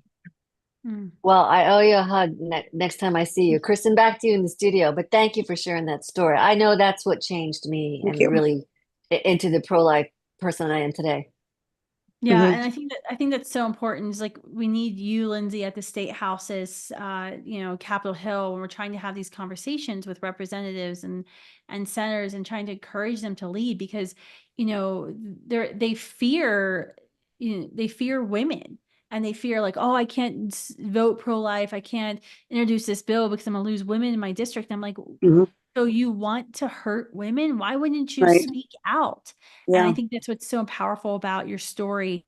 What do you think, what have you thought, I guess, of this narrative that's been out there for the past few months, that if you're a woman, you have to vote Democrat. There's like no other choice. If you're a girl dad, you have to vote Democrat. What have you made of that? They, my husband and I agree. They have done a phenomenal job of marketing. The whole joke to me is that they call it reproductive rights. I'm like, isn't that kind of the right to reproduce, which is the opposite of what you're endorsing? Sort of like Planned Parenthood. You're not planning parenthood. You're planning the destruction of parenthood. You're planning the lack of rights for reproduction. It is a shame to me that they were able to coin it women's rights, because it's like, again, like you're saying, it is the opposite. It is not empowering. It is not our rights. It is not pro-woman whatsoever. And of course, as we know, we could make the argument, what about the future woman inside, each uterus, inside each womb, that never gets a chance to life, liberty, or the pursuit of happiness? But again, they're very, very good at marketing their evil as good, which is totally what it says in the Bible. So why are we surprised? Good will be called evil and you'll be called good. They're appealing to women in the sense that, like, we care about you. We want you to have these rights, but really there does need to be more women saying, hi, as a woman, let me tell you how badly this hurts other women. Absolutely. Absolutely. Thank you for that. All right. So we're seeing Nebraska. Deb Fisher has been called as the winner in Nebraska for the Senate race by 7,000 votes. That means the Republicans have gained the Senate. That is massive. That is extremely important for all the reasons we've mentioned earlier tonight. That's going to be, well, she's incumbent, but that gives us what we needed. Tester is going down in Montana, but there's only 14% of the vote in right now. So we've got some stuff happening. Kristi, what else is going on? I saw something, I think it was Vision Desk is saying the House could flip to Democrat.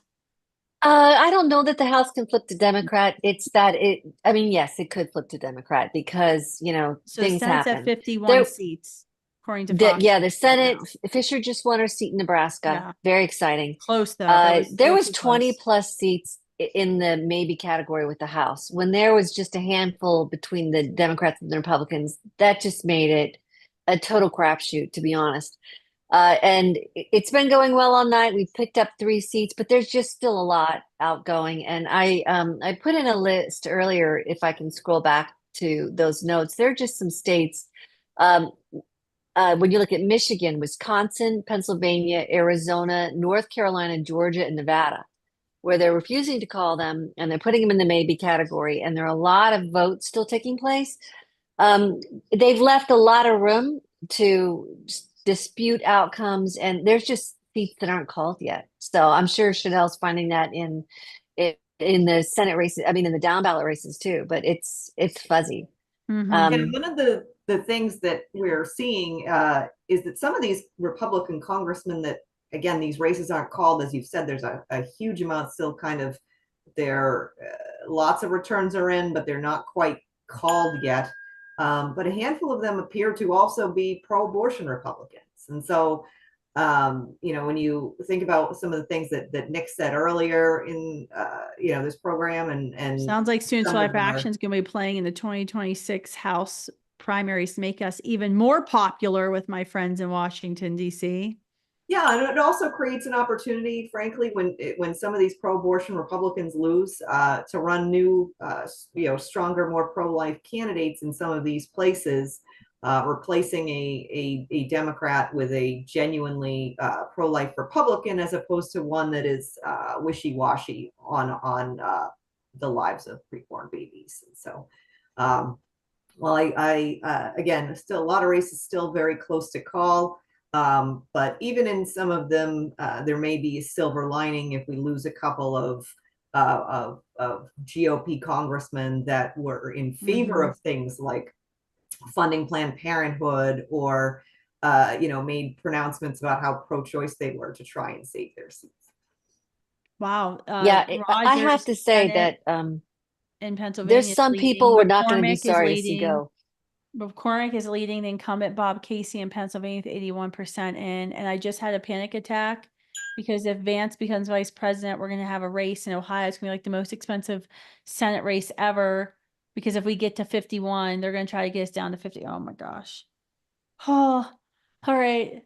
The panic's setting in. It looks like we're going to Ohio for a special election.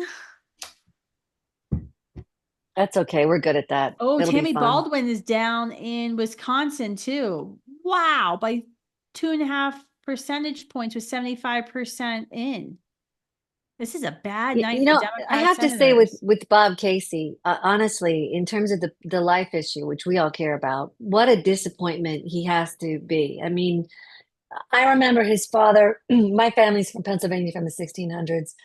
His father was a hero. He's the Casey and KCV Planned Parenthood, a pro-life Democrat. They're an extinct species now. They've been driven out of, practically out of the entire office. Bob Casey runs as a pro-life Democrat and then just turns on the preborn, on his father's legacy. It's so disappointing to me personally. And I think to a lot of Pennsylvanians who really do care about the life issue. Yeah, I mean, I remember Kristin Day from Democrats for Life arguing with me at one time that he's really pro-life, and then he totally betrayed us time and time again. He had multiple opportunities not to do that. Okay, Fox has called the Senate flip. Wisconsin Senate is looking pretty good for the Republican. She's still up by 17 percentage points in Montana, but we only got 14% in, so who knows? I haven't heard anything from Nevada. It's been like freaking radio silence over there. Looks like pro-lifers are going to win, i.e. defeat Amendment G in South Dakota. So that would be 2 amendment victories tonight, which is double what I thought it was going to be like a week ago. So I'm very pleased about that. Let's do some final thoughts to wrap this 3-hour road show up. Oh, by the way, where is our Emmy nomination? We have survived this. Kristi, closing thoughts. Where do you think we will be when everyone, the normal people who have gone to bed already, and the rest of us wake up tomorrow morning? Where do you think we're going to be? I think that President Trump is likely reelected. I think we have the Senate. I don't think that we're going to know about the House, and I think we're going to go to court. There are so many things that have to be litigated still, not because that's the way I want it, but because that's the way it's been set up by a lot of aggressive weaponizing of our government. I think that's unfortunate. I will say, though, in this go round, the GOP was ready for that. That's kind of exciting. It's nice when your team is ready to fight. And for life, I hope. So, yeah. And I got to tell you, I think that people need to tune in on November 12th, because whether you won or lost your ballot initiative, whether a state went one way or the other, we have a plan for how we can protect life in law and in service. We have a constitutionally sound package. We've spent 6 months putting it together, and we're excited to tell you about it. So let's go to court and let's show back. So so there's a webcast tomorrow. You go to prolifegen.org/webcast. You have to RSVP for this. It's not going to be live broadcast like this one is. It's our post-election marching orders of pledge. And Kristi, Chanel, and I, if you haven't had enough of us, we'll be back. We're going to be talking about kind of the analysis of where we're at. It's only in a 1-hour thing, so it's going to be a lot briefer, summarize, and then we're going to tease out some of our plans. The second event, what Kristi just mentioned, is going to be Tuesday, November 12th. We have not announced it yet, so there is no website for you to sign up on yet, I don't think, but stay tuned for that. That is going to be a press conference with some state pro-life legislators, maybe some federal legislators, but that's where our Kristi and I's pessimism about the election is going to pay off, because we've been working on a plan. for every state, even states, that we've tragically seen losses tonight, like in Missouri. There is a path forward for you. You have to remember, at the height of Roe versus Wade's power, the tyranny of Roe versus Wade, we saw a victory in 2007 with the Casey decision, right? Where it was found that a certain type of abortion could be made illegal with the Supreme Court. And it took a while to get there, but because of that, we know there's a path forward, and we have some innovative ways that we want to talk to you about. It's about the clean drinking water. Remember, Minnie and Rosie, I showed you earlier. Chanel, final thoughts, 30 seconds. Yeah, so I think we're going to see a President Trump, and I think it'll be time for us to talk about appointments because there's a lot of people, a lot of policy that is made. The old saying, personnel is policy. And we're going to want to see President Trump appoint some pro-life people to key agencies, certainly the FDA, HHS, but also, some agencies that you wouldn't necessarily associate with the pro-life movement, like the environmental agencies, to do something about, the aborted remains in our water. And so I think those are going to be big issues coming up soon that we're all going to talk about with a new president-elect Trump. Yeah. Amen. I think it's so important for us as a pro-life generation to understand. And I do think we're going to wake up and see President Trump reelected. That is not going to be the end of our work. In fact, our work is going to get harder, friends, because it's not going to be outwardly attacks on the pro-life movement, like trying to shut down our entire organization or IRS investigations and audits, which is what I think we would face if Kamala Harris would win, somehow pull this off, and when we're sleeping, which, keep praying, because that's still in the realm of possibilities here. But I think when we see a President Trump, a Vice President J.D. Vance, we are still going to have to fight internally. We're going to have to fight for access and time. We're going to have to fight for these appointments because and you all know what we're talking about. Some of the statements that President Trump has made this election cycle haven't been very exciting to pro-lifers. And so there's been speculation of, well, what is election talk versus what is real talk? What's actually he going to do? How serious is he about this? There's absolutely a path forward. If he's serious about ending the weaponization of the government against Americans, then first day one, he needs to release all the grandmas who are sitting in federal prison, other pro-life activists who were simply praying in front of abortion facilities that the Biden-Harris administration locked up. He needs to be serious about actually looking if he really wants to make America healthy again, right? Well, then we need to stop letting chemical abortion pollute our water and our drinking water with known metabolites that are known endocrine disruptors that we know is in our water, even after it goes through the water filtration process. More to come on that. Okay. So, if he's really serious about abortion being not a federal issue, then we got to hold President Trump's feet to the fire and demand Planned Parenthood finally get defunded of all of our taxpayer funds, which is going to be hard if we end up losing the majority in the House, which I saw that Democrats just picked up a second win. So now we're basically only up by one. So more work to be done. That's the bottom line. But even though we know more work is to come, I want you to take heart. We know tens of thousands of babies will be saved simply because Amendment 4 went down in flames today in Florida. As I started this webcast off at the beginning, telling you, if nothing else goes our way, we can go to sleep tonight with a smile on our face because babies will be saved. There's a lot of things in politics you don't know, voting for this House member or Senate member, how it's going to directly save lives, and it kind of depends on majorities. With amendments, it's yes or no. And yes, we're sad and heartbroken by what's happened in Missouri, what's going to happen in Arizona about referendums, but there's a path forward because we are gritty, we are innovative, we are fast moving at the pro-life generation, and that's something we instill in all of our leaders and activists. So I can't wait to work with you. Stay tuned, sign up for tomorrow night, prolifegen.org/webcast. We'll give you some of those marching orders. Thank you all for tuning in. If you stayed around to all 3 hours, make sure you DM me because you need some gold star sticker merch or something because you deserve an award. Bye, guys.